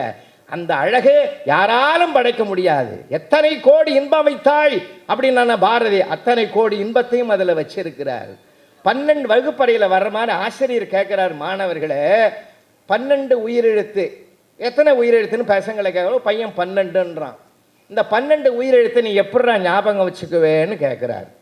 அவன் சொல்கிறான், முருகனுக்கு 12 கைகள் இருக்கு, அதை நினச்சி 12 உயிரெழுத்துக்கள் நான் ஞாபகம் வச்சுக்குவேன். ஓ, நீ பக்திமான் குடும்பத்தை சார்ந்தவனோ? சரி. இன்னொரு பெண்ணை கேட்கிறார். அந்த பெண் சொல்லுகிறாள், நாங்கள் 12 மாதங்கள், தை மாதத்திலிருந்து 12 மாதங்களை நாங்கள் நினைவிலே வைத்துக் கொள்ளுவோம். குறிஞ்சிப்பூ 12 ஆண்டுகளுக்கு ஒரு முறை பூக்கக்கூடிய குறிஞ்சிப்பூவை நான் நினைவில் வைத்துக் கொள்வேன்னு சொல்றார். ஒரு விவசாயியினுடைய மகனை கூப்பிட்டு, உழவன் மகனை கேட்கிறார் ஆசிரியர். அவன் சொல்றான், தைப்பொங்கல், தை மாதத்தின் தமிழ் மாதம் முதல் மாதம், அடுத்த தைப்பொங்கல் எப்பொழுது வரும் என்று 12 மாதங்களும் நாங்கள் எதிர்பார்த்திருப்போம், அந்த 12 நினைவிலே வைத்துக் கொள்வோம்னு சொல்றார். அதுக்கு அடுத்தது மெய்யெழுத்து 18 எப்படி நினைவில் வைத்துக் கொள்வீர்கள் என்று கேட்கிற போது அந்த பையன் சொல்றான், அந்த பக்திமான் பையன், சபரிமலை படிகள் 18 அதை நினைவில் வைத்துக் கொள்வேன். அப்போ அந்த பெண் சொல்லுகிறாள், அழகான ஒரு பதில சொல்லுகிறாள், கண்ணகிக்கு சிலை எடுக்க கனக விசைய வடக்கே படையெடுத்து சென்று கனக விசையரில் முடித்தலை நெறித்து கல்லை சுமக்க வைத்து சூளுரை உரைத்தானே சேரன் செங்குட்டுவன், அந்த சூளுரை எனக்கு நினைவிலே வருகிறது. என்ன சொன்னான் தெரியுமா? தேவாசுர யுத்தம் 18 ஆண்டுகள் நடந்தது, ராமராவண யுத்தம் 18 மாதங்கள் நடந்தது, கௌரவர்களுக்கும் பாண்டவர்களுக்கும் யுத்தம் 18 நாட்கள் நடந்தது. இந்த சேரன் செங்குட்டுவன் கண்ணகி சிலை எடுப்பதற்காக கனக விசையரோடு போர் தொடுத்து வென்றது 18 நாழிகை என்று சூளுரைத்தானே, அதை நினைவிலே வைத்துக் கொள்வேன் என்று அப்பொழுது முடிக்கும் போது சொல்வார்.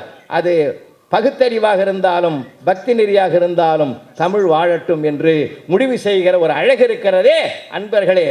தொட்ட இடங்களெல்லாம் தமிழ் மணக்கும் அற்புதத்தை முத்தமிழறிஞர் கலைஞர் அவர்கள் எந்த நேரத்தில் எப்பொழுது எழுதினார் என்பது படிப்பவர்களுக்கு கேட்பவர்களுக்கு வியப்பாக இருக்கிறது. என்றால் வியப்பான ஒன்றுதான் காலத்தை வென்று நின்று.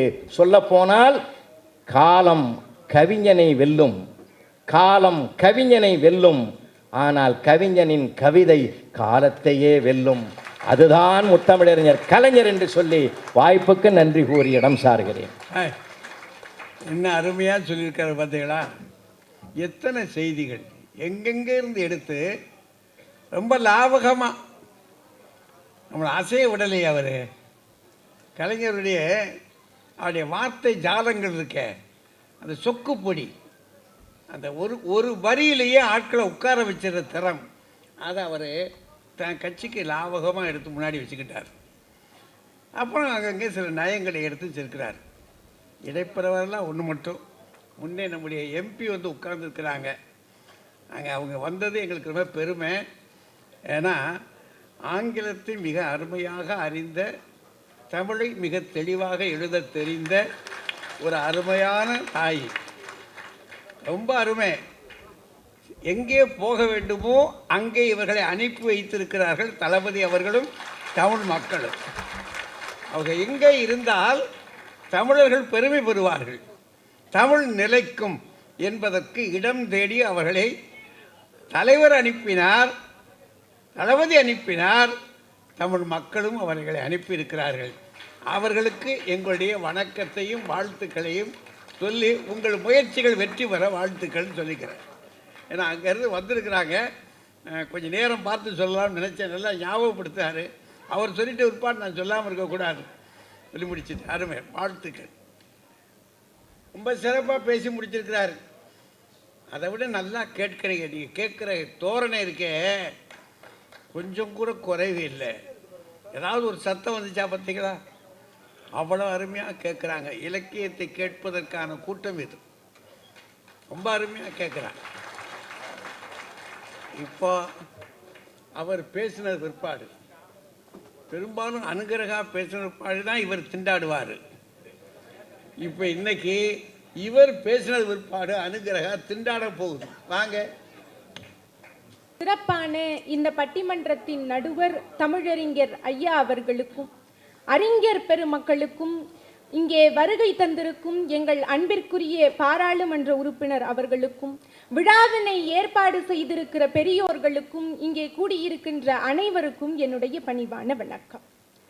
சமீபத்தில் தாய்லாந்தில் நடந்த மாரத்தான் ஓட்டப்பந்தயத்தில் கலந்து கொண்டிருக்கிறார் மாண்புமிகு சட்டமன்ற உறுப்பினர் மாசு ஐயா அவர்கள். அரசியல் மாரத்தானிலும் அவர்களுடைய உழைப்பும் ஓட்டமும் சாதனை படைக்கும் என்று அவர்களை வணங்குகிறேன். பஞ்சு மெத்தையிட்ட நாற்காலி, அதிலே முட்கள் பொருத்தப்பட்டிருக்கும், அதில் உதிரம் சொட்ட சொட்ட உட்கார்ந்திருக்கும் போது இந்திரன் சந்திரன் என்று மற்றவர்கள் புகழ்வதை கேட்க வேண்டும். இதுதான் முதல்வர் பதவி. அதனால் எனக்கு என்றைக்கும் சாசுவதம் வெள்ளைத்தாளும் பேனாவும் என்று தனது நெஞ்சுக்கு நீதியில் குறிப்பிடுகிறார் தலைவர் கலைஞர் அவர்கள். அப்படி அவர் ஆற்றிய எழுத்து புரட்சி தமிழ் திரையுலகையே புரட்டி போட்டிருக்கிறது. பிற இலக்கியங்களை விளக்கி இருக்கிறது. பிற இலக்கியங்களை ஆய்வு செய்கிற போதும் அர்த்தம் சொல்கிற போதும் தென்றலாய் தவழ்கின்ற தலைவர் கலைஞர் அவர்கள் திரை இலக்கியம் என்று வருகிற போது மட்டும் தீப்பிழம்பாய் சுடர் விடுவார். இன்றைக்கு பிற இலக்கியமா திரை இலக்கியமா என்று தலைப்பு தரப்பட்டிருக்கிறது. பிற இலக்கியமா என்று சொல்வதிலே ஆச்சரியம் இல்லை. எதிரணியிலே ஐயா பேசிய எதையுமே மறுப்பதற்கில்லை. ஆனால் திரைப்படத்தில் வருகிற ஒரு உரையாடலை, திரைப்படங்களில் வருகிற சாதாரண வசனங்களை இலக்கிய அந்தஸ்துக்கு உயர்த்தியது யார்? தலைவர் கலைஞர் அல்லவா? தலைவர் கலைஞர் தனது அழகு தமிழால் வசனங்களை இலக்கியமாக்கினார். பதிலுக்கு தமிழ் திரையுலகமே போற்றி வணங்கும் இலக்கணமானார். ஒரு முறை இரட்டை இயக்குனர்களான கிருஷ்ணன் பஞ்சு இருவருக்கும் பாராட்டு விழா. அவர்களை பாராட்டி பேச வந்த நடிகர் திலகம் சிவாஜி கணேசன் அவர்கள், நான் இந்த அளவுக்கு முன்னேறி இருக்கிறேன் என்றால் அதற்கு மிகப்பெரிய காரணம் இருவரும் இயக்குனர்களான கிருஷ்ணன் பஞ்சு இருவரும் தான். என்னை ஏற்றிவிட்ட ஏணியின் இரண்டு பக்க கால்களாக இருந்தவர்கள் அவர்கள் என்று சொல்லிவிட்டு அமர்ந்தார். அடுத்ததாக பேச வந்த தலைவர் கலைஞர் அவர்கள், கிருஷ்ணன் பஞ்சு இருவரும் ஏணியின் இரண்டு பக்க கால்களாக இருந்தார்கள் என்பது உண்மைதான், மறுப்பதற்கில்லை. ஆனால் அந்த ஏணியின் நடுவே அமைந்திருந்த படிக்கட்டுகளாக இருந்தவன் இந்த கருணாநிதி தான். கால் வைத்து ஏறிய படிக்கட்டுகளை நண்பர் கணேசன் ஏனோ மறந்து விட்டார் என்று சொல்லிவிட்டு சிரித்தார். கலைஞர் தீட்டிய பராசக்தி வசனம் நமக்கு நடிகர் திலகத்தை தந்ததோடு மட்டுமல்ல, தமிழ் திரையுலகத்துக்கே மாபெரும் திருப்பு முனையாக அமைந்தது.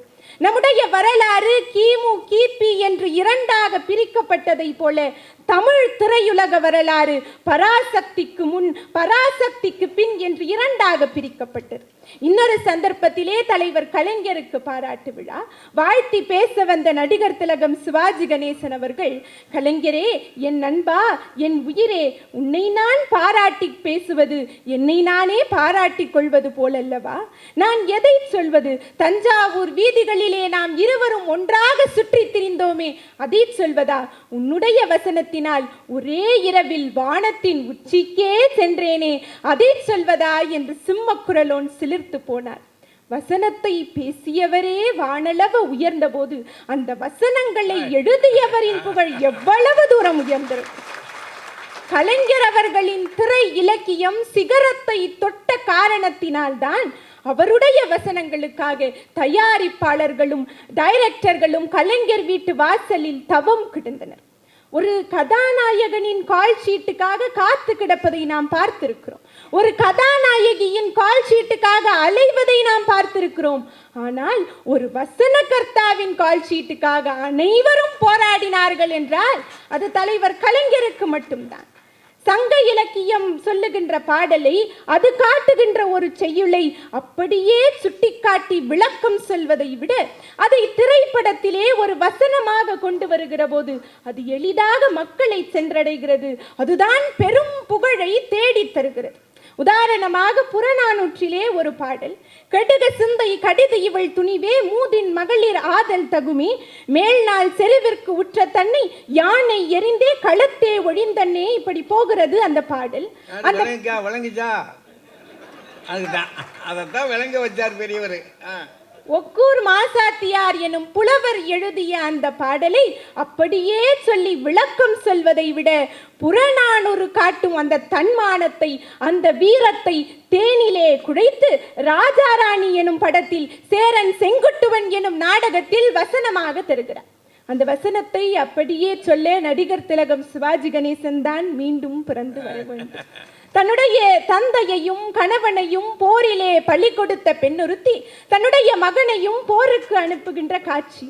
வட்டிலினால் நாழி பார்க்கும் விதம் கண்ட தமிழ்நாட்டு மாதரசி தொட்டிலே இட்டு தான் வளர்த்த தூய செல்வன் அட்டியின்றி கல்வி கற்க ஆலமரத்தடி ஆசானிடம் சென்றிருக்கும் நினைவு கொண்டாள். அங்கு சென்றாள். அம்மா என்று பாய்ந்தான் அழகு மிகு மழலை மொழி அன்பு தங்கம். அப்பா தாத்தா ஊர் திரும்பினரோ என்றான். திரும்பி வந்து சாவூர் சென்று விட்டனர், கரும்பே நீயும் வா என்றாள். என்ன வாங்கி வந்தார் என்றான். மானம் மானம் அழியாத மானம் என்றாள். மகனே அதை சுவைக்க நீயும் வருக என்றாள். மகனே நீயும் உன் தோளில் பலம் உள்ளவரை பகையை சாடு பரணி பாடு, இது உன் தாய் திருநாடு உடனே ஓடு என தாவி அணைத்து தளிர் மகன் தன்னை சீவி முடித்து சிங்காரித்து ரத்த காவி படிந்த வாழ் கொடுத்து சென்று வா மகனே செருமுனை நோக்கி என்று வாழ்த்திவிட்டு திருவிடத்து காட்சி தன்னை போற்றி பாடாதார் உண்டோ திருமகளே இப்பூ உலகில். கலைஞரின் வசனத்தால் புறநானூறு தன்னை புதுப்பித்துக் கொண்டது. தலைவர் கலைஞர் அவர்கள் நீண்ட வசனங்களில் தான் ஜொலிப்பதாக நினைக்க கூடாது. பஞ்ச் டயலாக் கூட அவரிடம் பஞ்சம் இல்லை. பஞ்ச் டயலாகை முதலில் எழுதியதே தலைவர் கலைஞர் அவர்கள் தான். புரட்சி தலைவர் எம்ஜிஆருக்காக மர்மயோகி எனும் படத்திலே ஒரு வசனம் எழுதுகிறார். குறிவைத்தால் தவற மாட்டேன், தவறும் என்றால் குறிவைக்க மாட்டேன், அவன்தான் கரிகாலன் என்கிறார். நாம் என்றொரு படம், புரட்சி தலைவர் டாக்டர் எம்ஜிஆர் கதாநாயகன், PS வீரப்பா அவர்கள் வில்லன். PS வீரப்பா எதிர்பாராத விதமாக எம்ஜிஆர் இருக்கிற அறையிலே நுழைகிறார். எம்ஜிஆர் ஷாக் ஆகிறார். PS வீரப்பாவின் சிரிப்பு நமக்கு தெரியும். அவர் சிரித்து கொண்டே முகத்தில் என்ன ஆச்சரிய குறி என்று கேட்கிறார். ஆச்சரிய குறிதான், அதுவே சற்று வளைந்தால் கேள்விக்குறியாகிவிடும். கேள்விக்குறியும் அறிவாளும் ஒரே மாதிரி தான் இருக்கும் என்பதை மறந்து விடாதீர்கள் என்கிறார். பழமையை போற்றும் மனமும் புதுமையை ஏற்றுக்கொள்ளும் குணமும் இருந்த காரணத்தால் தான் தலைவர் கலைஞரின் வசனங்கள் பழமைக்கும் புதுமைக்கும் பாலமாக அமைந்தன. அதனால் தான் பண்டைய இலக்கியங்களை கொண்டு வந்து இன்றைய இளைஞர்களின் உள்ளத்தில் விதைக்க முடிந்தது. அந்த இலக்கிய பணிக்கு தமிழ் திரையுலகமே பேருதவியாக அமைந்தது. பூம்புகார் திரைப்படம் சிலப்பதிகாரம் சொல்லுகின்ற செய்திகளிலே சில மாற்றங்களை செய்கிறது. சிலப்பதிகாரத்திலே கண்ணகியின் கார் சிலம்பை ஒரு பொற்கொள்ளர் திருடி விட்டதாக கதையின் அமைப்பு இருக்கும். அதை அப்படியே திரைப்படமாக கொண்டு வந்தால் பொற்கொள்ளர் சமூகத்தின் மனம் வருந்துமே என்று நினைக்கிறார். வசனம் எழுதுகிற போதும் ஒரு சமூக அக்கறை இருந்த காரணத்தினால் தான் அந்த கதையை சற்று மாற்றி பொற்கொள்ளர் திருடிவிட்டார் என்பதை மாற்றி ஒரு காவலன் திருடிவிட்டதாக கதையை அமைக்கிறார். அன்றைக்கு பொற்கொள்ளர் சமூகமே திரண்டு வந்து தங்களுடைய நன்றி மலர்களை கலைஞரின் காலடியில் செலுத்தியது. தான் வசனம் எழுதுகிற போதே அது யார் பேசினால் நன்றாக இருக்கும் என்று கணக்கு போடுகிறார். பூம்புகார் படத்திலே கவுந்தியடிகளாக KB சுந்தராம்பாள் அவர்கள் நடிப்பதுதான் பொருத்தம் என்கிறார். அவர் சென்னையில் இல்லாததால் அவரை தேடிக்கொண்டு காரிலே விரைகிறார்.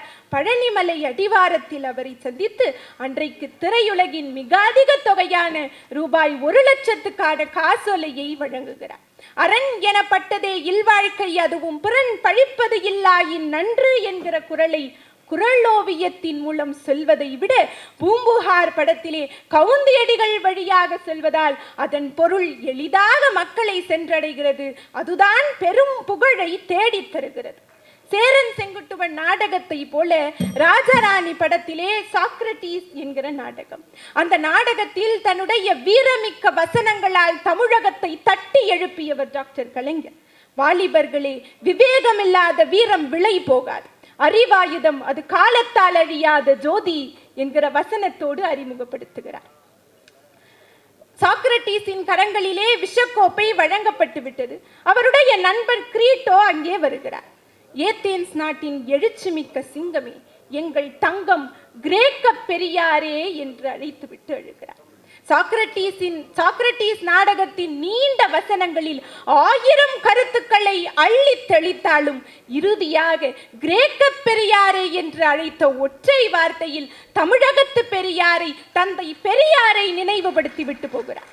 இப்படி தான் பின்பற்றுகின்ற இயக்க கருத்துக்களை, தான் பின்பற்றுகின்ற கொள்கைகளை நாடு முழுவதும் கொண்டு செல்ல அறிவாயுதமாக வசனங்களை பயன்படுத்தியவர் டாக்டர் கலைஞர் அவர்கள்.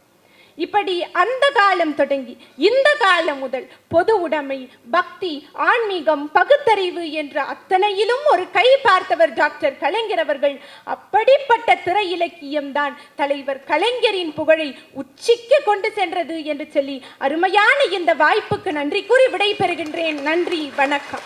என்ன படங்களை எல்லாம் அந்த பிள்ளைய பார்த்து வச்சு எங்கெங்கெல்லாம் நம்மளை கொண்டு போய் கூட்டிகிட்டு போய் இதை பாரு, இதை கேளு, இதை கேளுன்னு சொல்லி எத்தனை வசனம். மர்மயோகியாப்பா அது? மர்மயோகி அவர் எழுதுனதா? இல்லை, மர்மயோகியாடா. அது மந்திரி குமாரிடா, மந்திரி குமாரி. அதான் அந்த மர்மயோகி அவர் எழுதுனது. இவர் எழுதுனது இன்னொரு சாமி, ஏதோ ஒரு சாமி, கேவிகே சாமி, ஏதோ ஒரு சாமின்னு வரும். அவர் எழுதுனது ஏசி சாமி.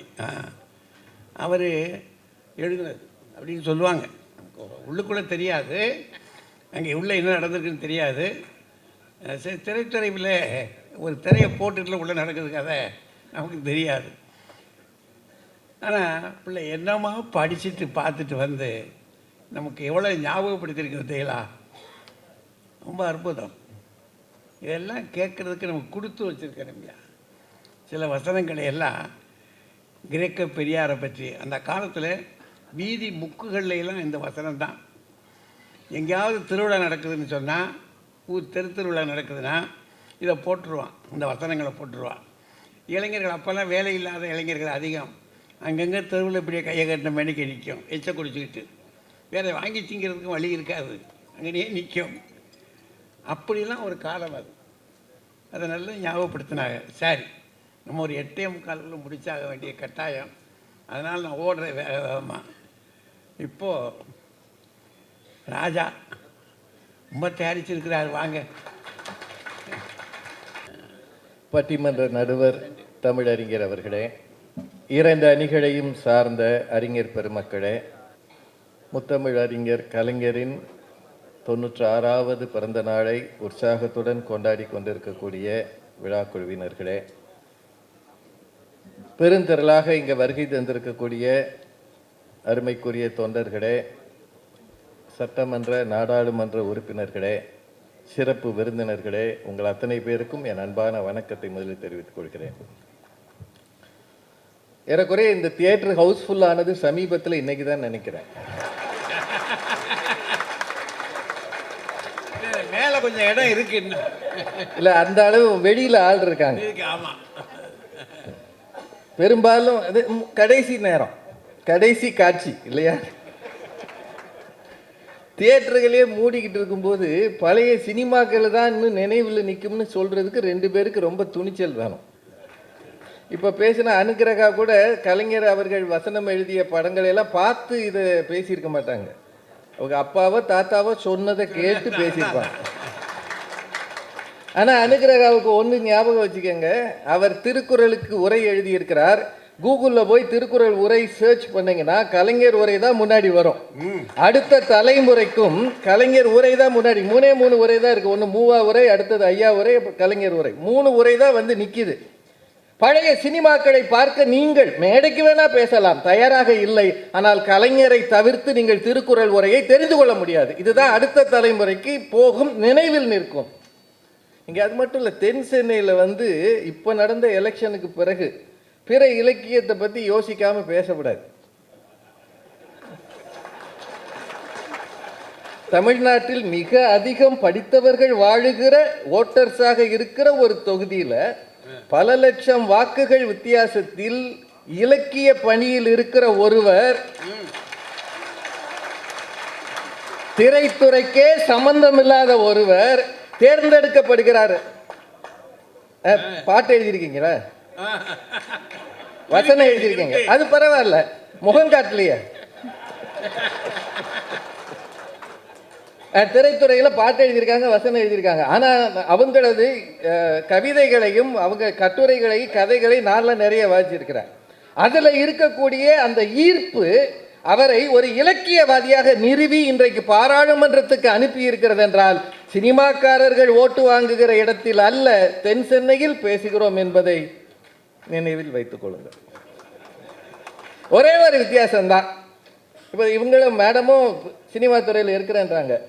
திரை இலக்கியத்தில் கலைஞரின் வசனம் இருக்கும், ஆனால் வேறு ஒருவர் பேசுவார்.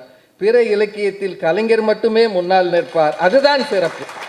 இப்போ அவங்களே பேசும்போது சொன்னாங்க, அந்த வசனத்தை எல்லாம் சொல்ல வேண்டும் என்றால் திரும்பவும் சிவாஜி கணேசன் பிறந்து வர வேண்டும். ஆனால் பிற இலக்கிய பணிக்கு கலைஞர் போதும், உடன்பிறப்பை என்று எழுதுகிற ஒரு கடிதம் போதும். அதை வாசிக்கும் போது அவர் குரல் தானாக ஒலிக்கும். ஆனால் கலைஞரின் வசனத்தை கேட்கும்போது சிவாஜி கணேசன் குரல் தான் ஒலிக்கும். அதான் சினிமாவுக்கு இதுக்கு இருக்கிற வித்தியாசம். என்னமோமா, அவர் ஒன்று ஞாபகம் வச்சுக்கோங்க, கலைஞர் அவர்கள் திரைத்துறையில் அதிகம் சம்பாதித்தவர். அது நிறைய பேருக்கு கட்சிக்காரர்களுக்கே தெரியுமான்னு தெரியல. 1957 தான் திராவிட முன்னேற்ற கழகம் முதலாக தேர்தலில் போட்டியிடுகிறது. அதற்கு முன்னரே கோபாலபுரத்தில் தனக்கென்று சொந்தமாக ஒரு வீடும் சொந்தமாக காரும் வைத்திருந்தவர் கலைஞர் அவர்கள். இது உண்மை.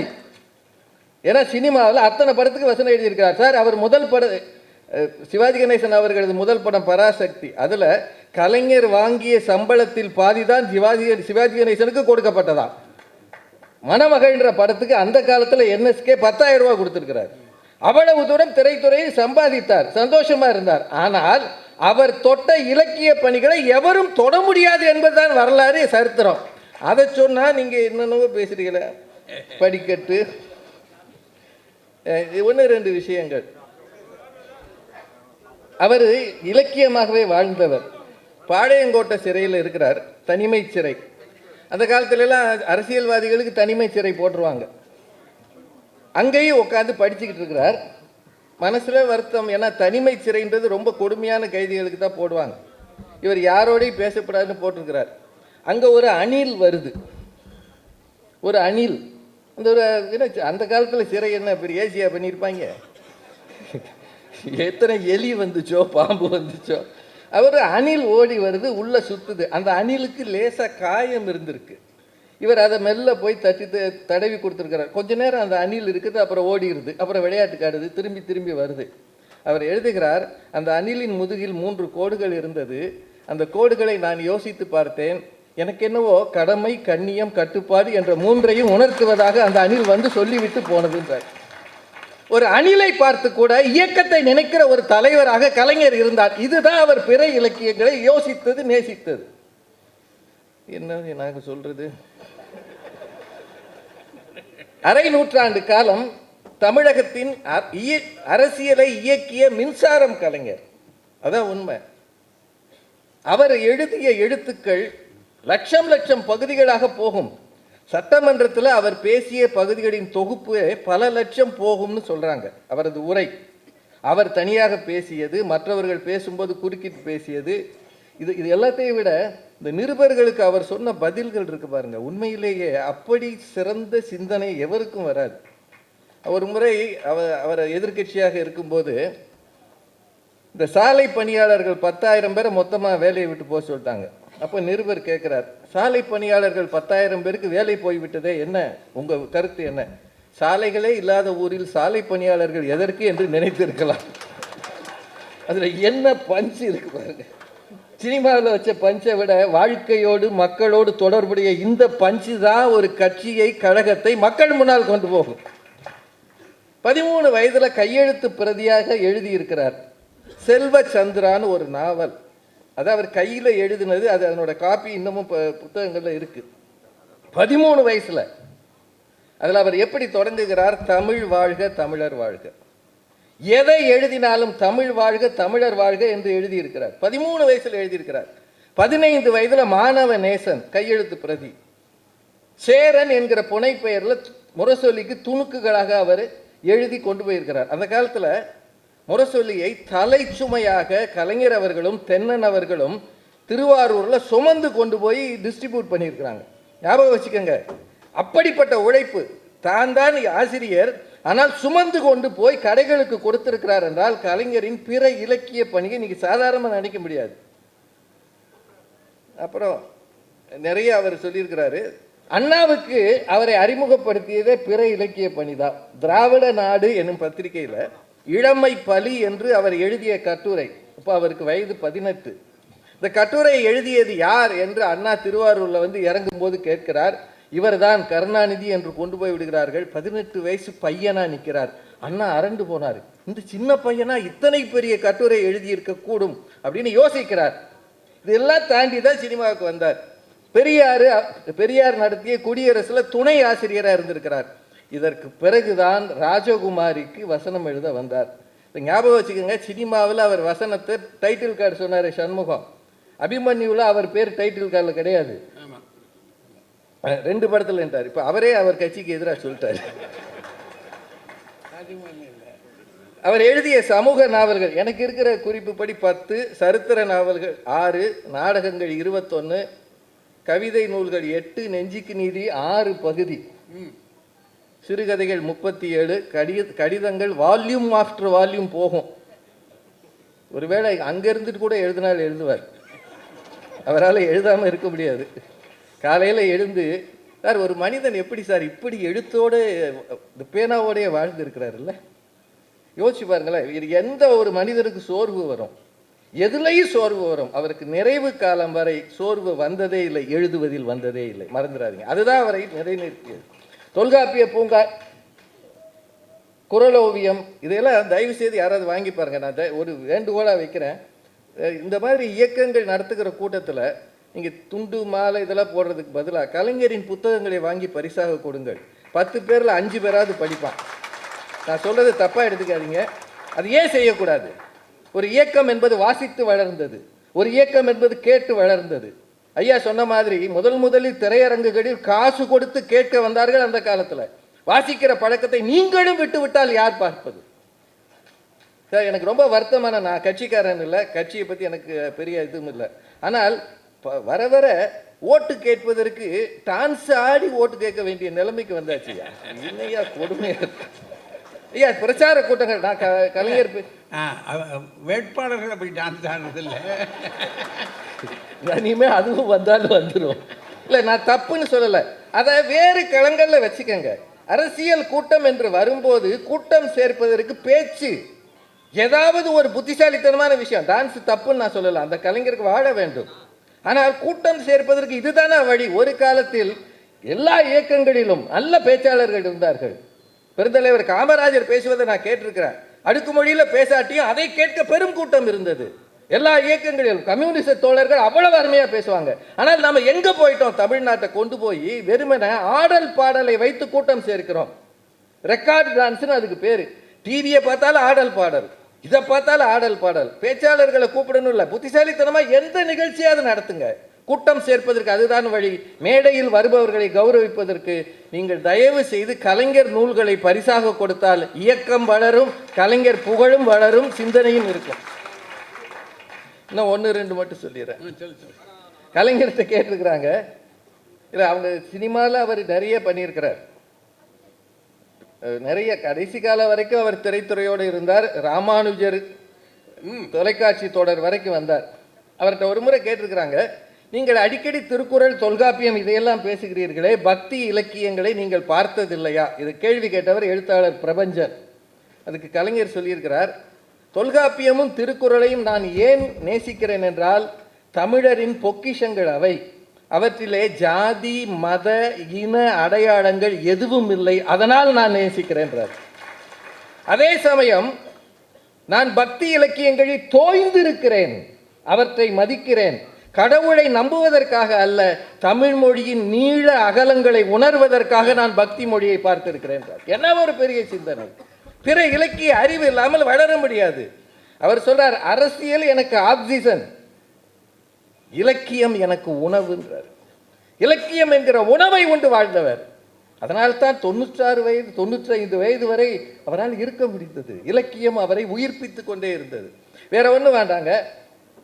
அவர் நிறைய கட்டடங்கள் கட்டுறதுல அவருக்கு விருப்பம் உண்டு. வள்ளுவர் கோட்டம், அது பிற இலக்கிய பணின்னு வச்சுக்கலாமா? கட்டடக்கலை தான். ஆனால் வேற என்ன வேணாலும் வச்சிருந்திருக்கிறாங்க. வள்ளுவர் கோட்டம் வேற ஒன்றும் வேண்டாம். இன்னைக்கு இருக்கிற பிள்ளைகள் படிப்பதற்காக அண்ணா 100 நூலகம் கட்டினாரு. நாம் அதையும் வாடகைக்கு விட்டோமே. நம்மளால முடிஞ்சது அதுதான். என்னத்தை சொல்ல, எதுக்கு போனாலும் இடிக்குது. ஒன்று ரெண்டு விஷயங்கள். நேருவுக்கு பிறகு இந்தியாவில் கடித இலக்கியத்தை மிகவும் நினைவில் வைத்துக்கொண்டு தினமும் வாழ்ந்தவர் கலைஞர். அவரது புதிய ஆத்திச்சூடி, அவர் ஒரு ஆத்திச்சூடி எழுதியிருக்கிறார். ஆத்திச்சூடி அவை தந்தாள், பாரதி புதிய ஆத்திச்சூடி தந்தார், கலைஞரும் எழுதியிருக்கிறார். பாரதிதாசன் கொடுத்தாரு, கலைஞரே எழுதியிருக்கிறார். அண்ணா வழி நில், ஆற்றுக பொதுப்பணி, இலக்கியம் புதுக்கிடு, ஈனரை ஒதுக்கிடு, உயிர் தமிழ் என்று உணர், ஊழலை நொறுக்கிடு, எட்டப்பர் இகழ்ந்திடு. முக்கியமானது.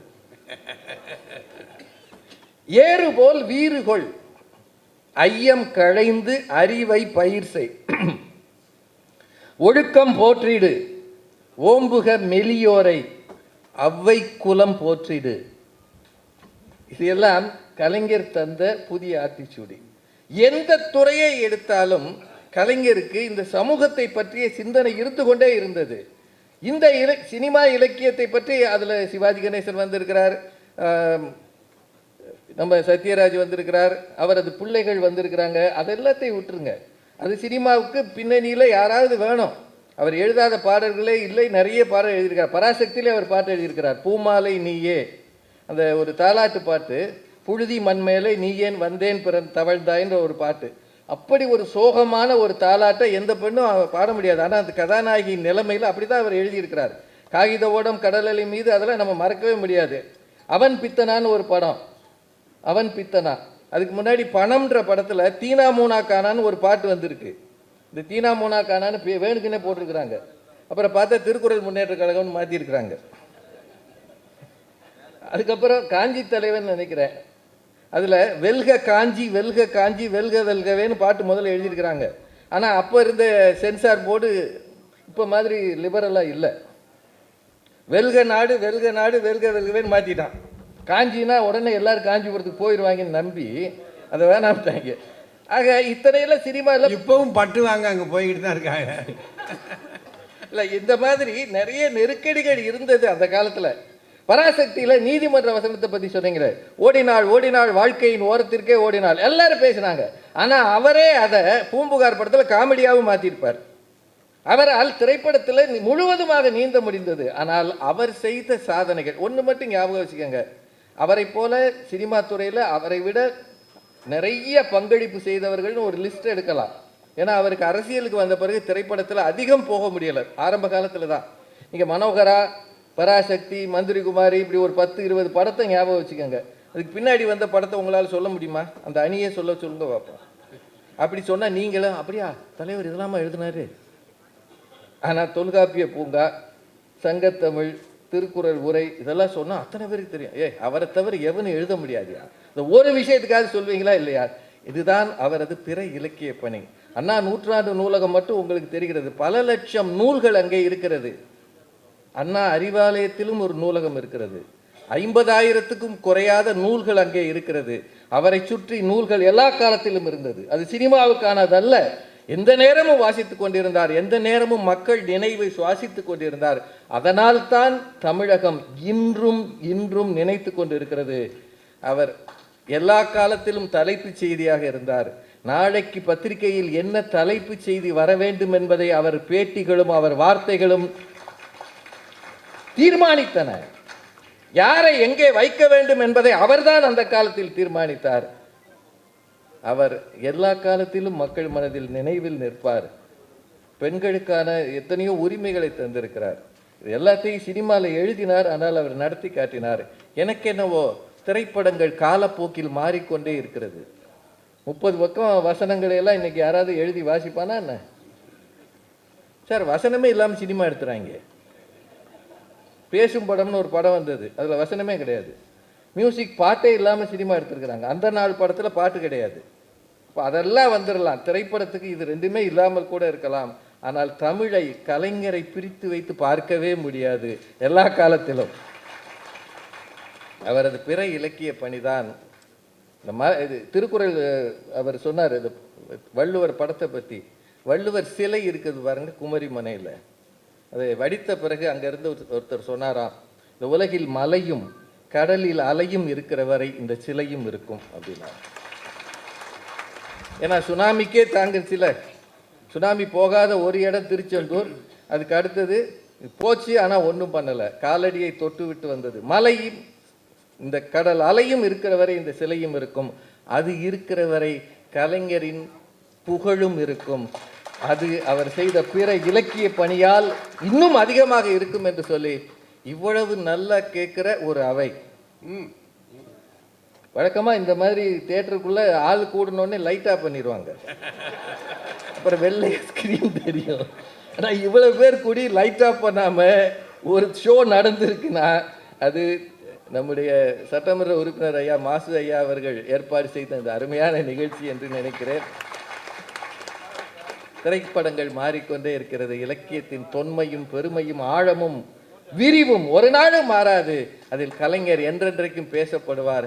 எனக்கு என்னவோ அதை விட இது கொஞ்சம் உயர்வானது, நிலைத்து நிற்பது என்று சொல்லி வாய்ப்புக்கு நன்றி கூறி வணங்கி விடைபெறுகிறேன். நன்றி. பெரியவர்களே, இப்போ நம்ம எடை போடுகிற நேரம், சரக்குகளை வச்சுட்டாங்க. பாரதி தராசு அப்படின்னு ஒன்று சொல்லுவான்.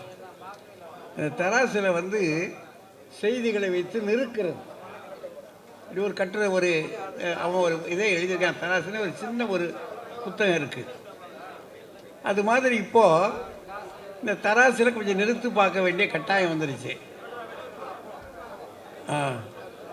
சென்னை 8:15 கிளம்பிடுவாங்க.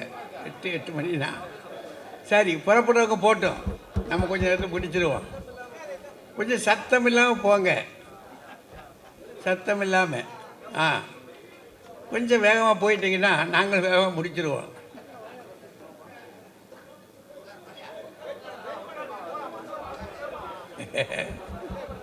முடிவை பற்றி யாரையா கவலைப்பட்டா பேசிக்கிட்டு இருந்ததை கேட்போம். இங்கேன்னு இல்லை. சரி, இப்போ நம்ம நிறுத்து பார்க்க வேண்டிய நேரம். ஒரு புறம் திரை இலக்கியம் ஒரு தராசனுடைய ஒரு பகுதியில் இருக்கு. இன்னொரு பக்கம் பிற இலக்கியங்கள். அவர் எழுதியிருக்கக்கூடிய 18 வயதில் எழுதியிருக்காருன்னு சொன்னார் இல்லையா, இளமை பலி, அதிலிருந்து வரிசையாக கடைசியாக சொல்லணும்னா ராமானுஜரை பற்றி எழுதிய அந்த தொடர், அது வர இந்த பக்கத்தில் போட்டுறோம். இந்த பக்கமும் கலைஞர் தான் இருக்கார், இந்த பக்கமும் கலைஞர் தான் இருக்கார். நிற்கிற போது நடுவில் நின்று கொண்டு நாம் நம்முடைய நெஞ்சை இங்கிட்டு அலமோதுது. எதை பெருசாக சொல்கிறது, எதை சாதாரணம் சொல்லுதுன்னு. பெரிது புகழுக்கு இதில் சொல்ல வரல நான். எது பெரும் புகழுக்குரியது அதைத்தான் இவங்க பார்த்துருக்குறாங்க. அதை எப்படி பார்ப்பது அப்படின்னு ஒரு கணக்கு போட்டு பார்த்தோம்னா, நான் இப்படி யோசிக்கிறேன். உங்கள் பேச்சுகளை கேட்ட ஒரு பாடு இப்படி யோசித்து பார்க்குறேன். அரசியலுக்குள்ளே, திராவிட அரசியலுக்குள்ளே தந்தை பெரியார் அப்படி நிறுத்திடுவோம், அவங்க பெரியவர். அவர் தவிர்த்து அறிஞர் அண்ணாவிலிருந்து அந்த அரசியலுக்குள்ளே வந்தாங்க இல்லையா, வந்தவர்களில் அறிஞர் அண்ணா, அதற்கு அப்பால் நாவலர் சம்பத்து, பேராசிரியர் அன்பழகன், ஒரு இன்னும் பெரிய பழைய தலைவர்கள் நிறையா இருக்காங்க, பேர்லாம் இல்லை, நம்ம கலைஞர், முத்தமிழறிஞர், இவங்க எல்லாம் வந்து சேர்றாங்க. வந்தால் வீதியில் மக்கள் மத்தியில் முதல்ல அறிமுகமாகிறது இவர்களெல்லாம். இவங்களுக்குள்ள இந்த பாட்களை பற்றி பார்த்தீங்கன்னா 4 பேரை மட்டும் நான் எடுத்துக்கிறேன். ஒரு பக்கம் அறிஞர் அண்ணா, அவர் எம்ஏ, அந்த காலத்தில் எம்ஏ படித்தவர். நாவலர் நெடுஞ்செழியன் எம்ஏ படித்தவர். பேராசிரியர் அன்பழகன் எம்ஏ படித்தவர். நம்ம கலைஞர்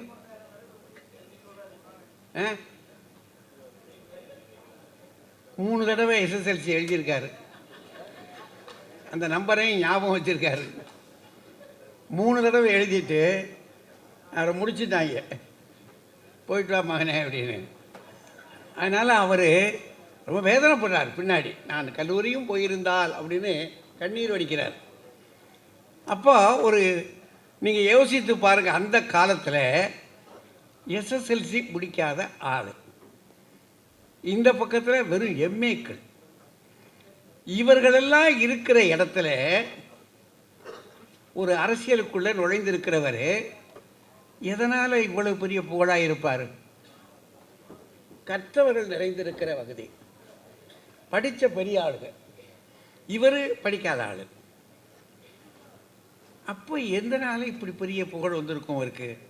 கொஞ்சம் அதில் மாற்று அண்ணா ஒருத்தர், அவருக்கு வேலைக்காரி சினிமா எழுதியிருக்காரு, ஓரறிவு எழுதியிருக்காரு, அவர் கொஞ்சம் படங்கள் எழுதியிருக்கிறார். அவரும் படம் எழுதினவர் தானே. ஆனால் கலைஞர் நாவலர் எழுதலை, சினிமாவுக்கு போகல. அன்பழகன் ஐயா அவங்களும் எழுதலை. இந்த 2 பேரும் எழுதியிருக்கிறாங்க. இதில் முந்தி வந்து நின்று எல்லாரிடத்துலையும் செல்வாக்கு வாங்கின ஆள் யார்? அந்த காலத்தில்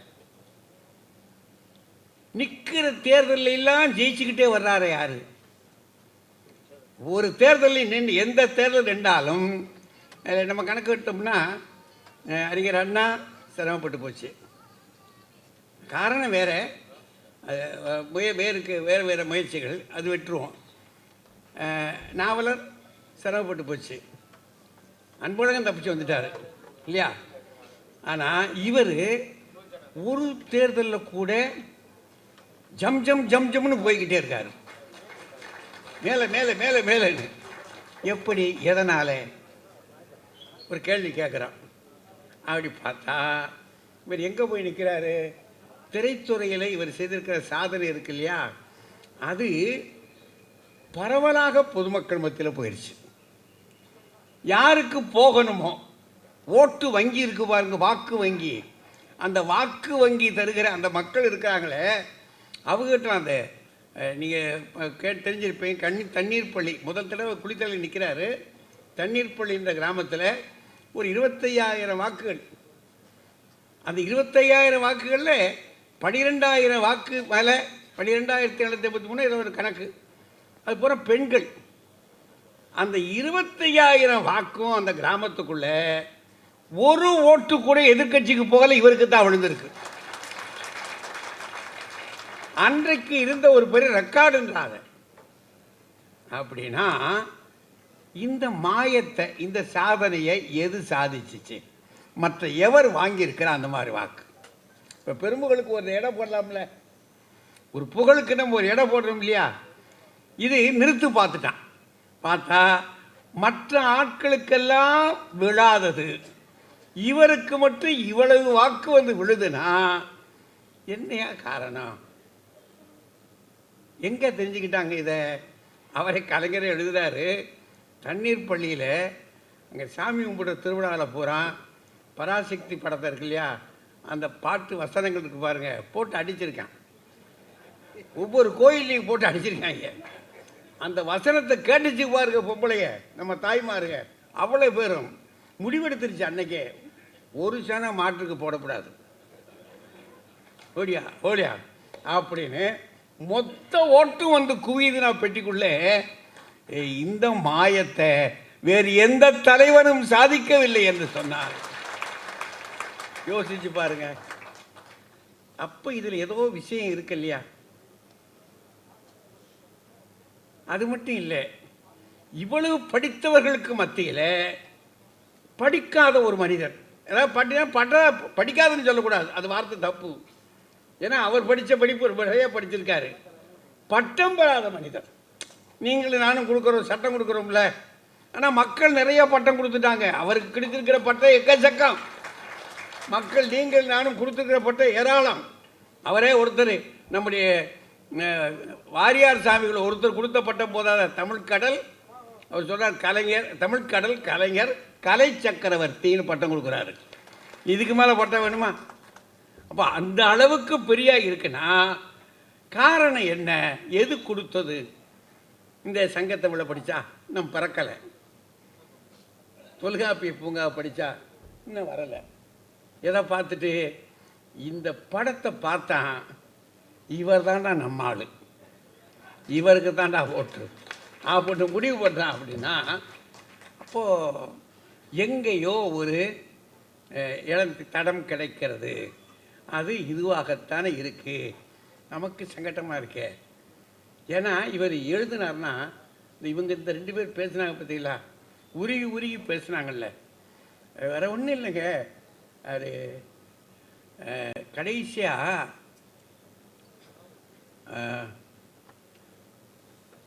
திருவண்ணாமலையில்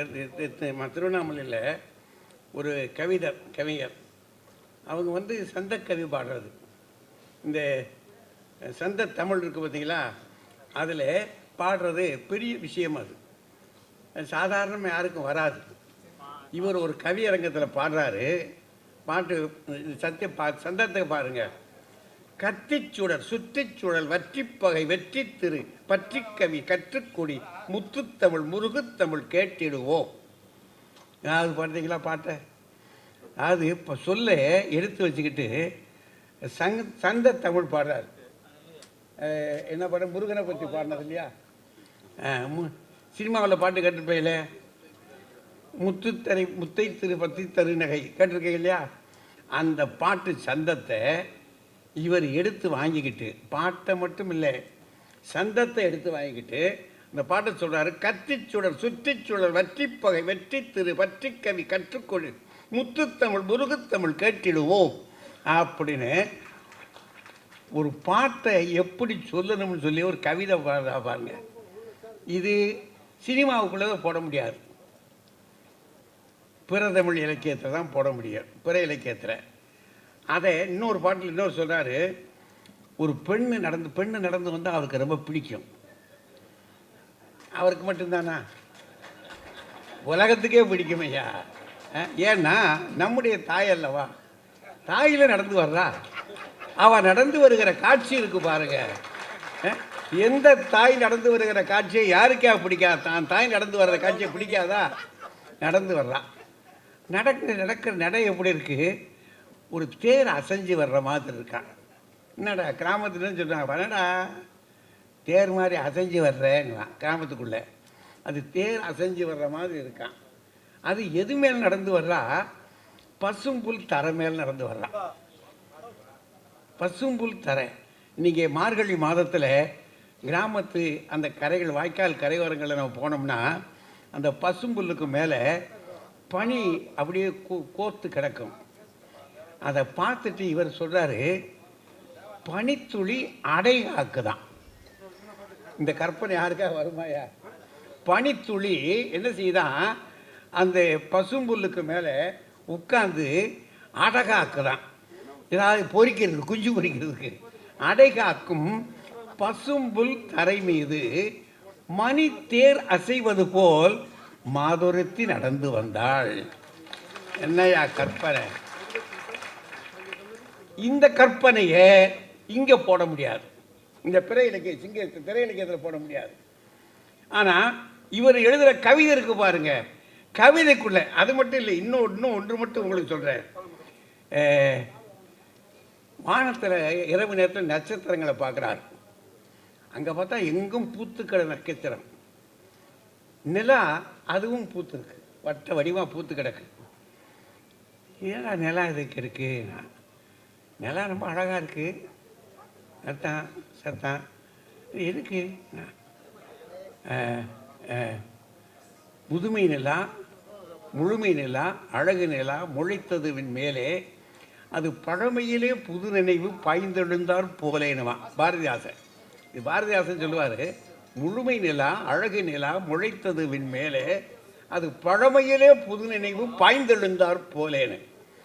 இவர் நிலாவை பார்த்த உடனே அடிக்கிறார் பாருங்க. அது இந்த நிலா இருக்கே அது வேற ஒன்றும் இல்லை, நிலக்கண்ணாடி. நிலக்கண்ணாடி நமக்கு விளங்கும் தானே, நிலக்கண்ணாடி நம்ம வீட்டில் வச்சுருப்போம்ல. அதில் யார் முகம் பார்த்து சீவிக்கிறாங்களாம்? நட்சத்திரங்கள்லாம்.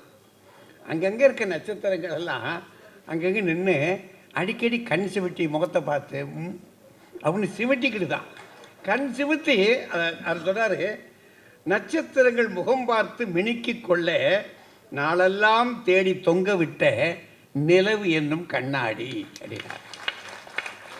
கற்பனைகளை எப்படி, இது சும்மா உங்களுக்கு ஒரு துளி தான். அவர் எழுதியிருக்கக்கூடிய மலையில் நான் ஒரு சிறு துளியை எடுத்து கொடுக்குறேன். ஏன்னா இவ்வளவு தான் இங்கே சொல்லலாம். இதுவும் எழுதியிருக்கார். அது மட்டும் இல்லை, ஐயா சொன்னார் பாருங்க, சங்கத்தமிழ் பாடியவர், எழுதினவர், குறளோவியம் எழுதினவர். இந்த தொல்காப்பிய பூங்காவை எழுதுகிற போது மட்டும் சாதாரண மக்கள் தொல்காப்பியத்தையும் தெரிந்து கொள்ள வேண்டும். ஏன்னா தொல்காப்பியம் புலவர்களின் கையிலேயே பதுங்கி கிடந்தது, யாரும் பார்க்க முடியாது. அவன் இன்னொன்று சொல்ல போனான், சங்க இலக்கியங்களை பார்த்துட்டு ஜியு போப்புன்ற அறிஞனே ஒருத்தர் அழுதான் கிடந்து. ஏன்னா ஜியு போப்பு ரொம்ப பெரிய அறிஞன். அவன் திருக்குறளுக்கு உரை எழுதும் போதே அவன் சொல்ற திருக்குறளுக்கு எழுதும் போது சொல்றா, அந்த திருக்குறளுக்கு ஹோலி பைபிள், கிறிஸ்தவர்கள் பைபிளை வந்து ஹோலி பைபிள்னு சொல்லுவாங்க, புனித திருமறைன்னு. அவன் திருக்குறளை படிக்கும்போது ஹோலி குறள்னா, இது புனிதமான குறள்ரா அப்படின்னு. அப்படின்னா எந்த அளவுக்கு அவன் மதிச்சிருக்கிறான் அந்த பெரியவன்னு பாருங்க. அவர் சொல்லுவார், ஐயா திருக்குறளை என்னால் விளங்கிக்க முடியுது, அதுக்கு உரைன்னு எழுதியிருக்காங்களே பெரியவங்க, அதை என்னால் விளங்கிக்கவே முடியலடா, கொஞ்சம் நல்ல தெளிவாக விளங்கி கொடுங்கப்பா அப்படின்னு. ஏன்னா புலவர்கள் அந்த காலத்துலங்க அது ஒன்று தான் அவன் சொத்து, அதை வச்சு தான் அவன் பிழைக்க முடியும். நீங்கள் தெரிஞ்சுக்கிறதுக்காக அல்ல, உங்ககிட்ட சொல்லி காசு பறிக்கிறதுக்காக நாங்கள் வச்சுக்கிட்டோம். அதை நீங்கள் நல்லா தெரிஞ்சுக்கங்க. அந்த சொத்துக்களை எல்லாம் நாங்கள் கைவசம் வச்சுக்கிட்டு 4 பாட்டை பொருள் சொல்லுவோம், ஏதாவது கொடுங்க. அப்படித்தான் அவன் பிழைச்சிருக்கான், வேற அவனுக்கு வழி இல்லை, இதை சொல்லித்தான் பிழைச்சாத. அப்படி இருந்த குறளை எல்லாம், தொல்காப்பியத்தை எல்லாம், சங்கத்தமிழை எல்லாம், சங்கத்தமிழில் எதையும் விடலையா அவர். ஒரு 3 நூல்களை மட்டும் விட்டுட்டார். இது திருமுருகாற்றுப்படையும் முருகு, ஆமாம், ஒரு 3 நூல் அதை மட்டும் விட்டுட்டு மற்ற அத்தனையும் படிச்சு. இதுதான் என்று இல்லை, எத்தனை புறநானூறு மட்டும் 83 புறநாற்றுக்கு எழுதியிருக்கார். எல்லாரும் எதுக்காக எழுதினார்னா உங்களுக்காகவும் எனக்காகவும். அவர் படித்ததை எல்லாம் தான் வைத்துக் கொள்ளாமல் எளிமையாக்கி இந்த இதுவரை தமிழை தெரிந்து கொள்ளாதிருக்கின்ற ஏழைகளுக்காக, என் ஜனம் இதுவரை சங்க இலக்கியங்களை தெரிந்து கொள்ளவில்லை, சங்க இலக்கிய பாசறைக்குள்ளே புகவில்லை, அது என்ன என்று கூட தெரியாதவர்களாக இருந்தார்கள், இந்த மக்களுக்கு அத்தனையும் கொடுக்க வேண்டும் என்று சொல்லி ஆசைப்பட்டு கொடுத்த பெரிய மகான். அப்படி கொடுத்தது சங்க இலக்கியம், தொல்காப்பிய பூங்கா, பூம்புகார், எதுவானாலும் சரி வச்சுக்க.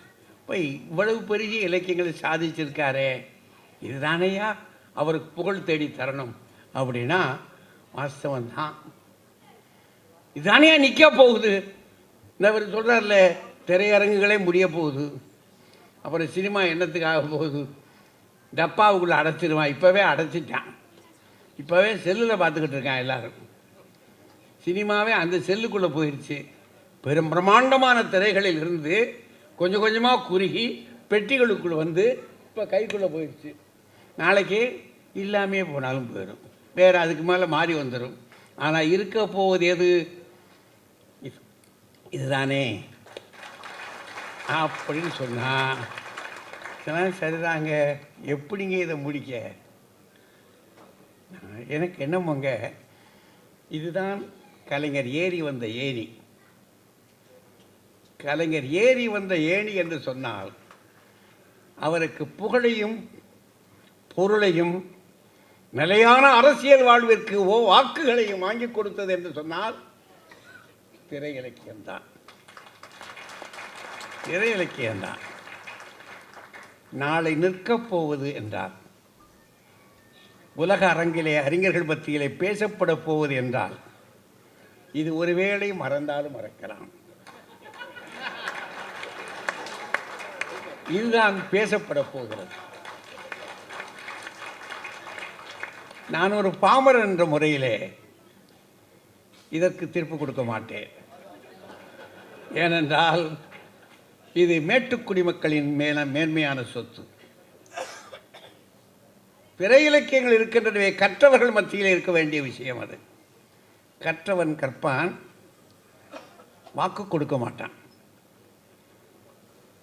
நயம் பார்ப்பான், அது சரியில்லை இது சரியில்லை சொல்லிட்டு சூத்த என்றான்.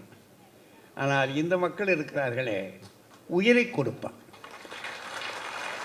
கலைஞருக்கு உயிரை கொடுத்தவர்கள், புகழை கொடுத்தவர்கள், அவரை உச்சாதிக்கலைகளை ஏற்றி வைத்தவர்கள் என்று சொன்னால், திரை இலக்கியத்தை பார்த்தவர்களும் அதை தெரிந்து கொண்டவர்களும், வீதிகளில் எல்லாம் அவருடைய இலக்கியத்தை அரங்கேற்றியவர்கள், கல்லூரிகளிலும் பள்ளிக்கூடங்களிலும் பாடசாலைகளிலும் நாடகமாக நடித்து காட்டியவர்கள், அது இல்லாமல் இல்லை என்று சொல்லுகின்ற அளவிற்கு திரை இலக்கியங்களை கொண்டு வந்தது என்று சொன்னால் இந்த பாமர மக்கள் அல்லவா? அதனால் பெரியோர்களே, அவர்களால் தான் அவர் புகழடைந்தார். அவர்கள் கொடுத்தார்கள், இவர்கள் பிடித்தார்கள்.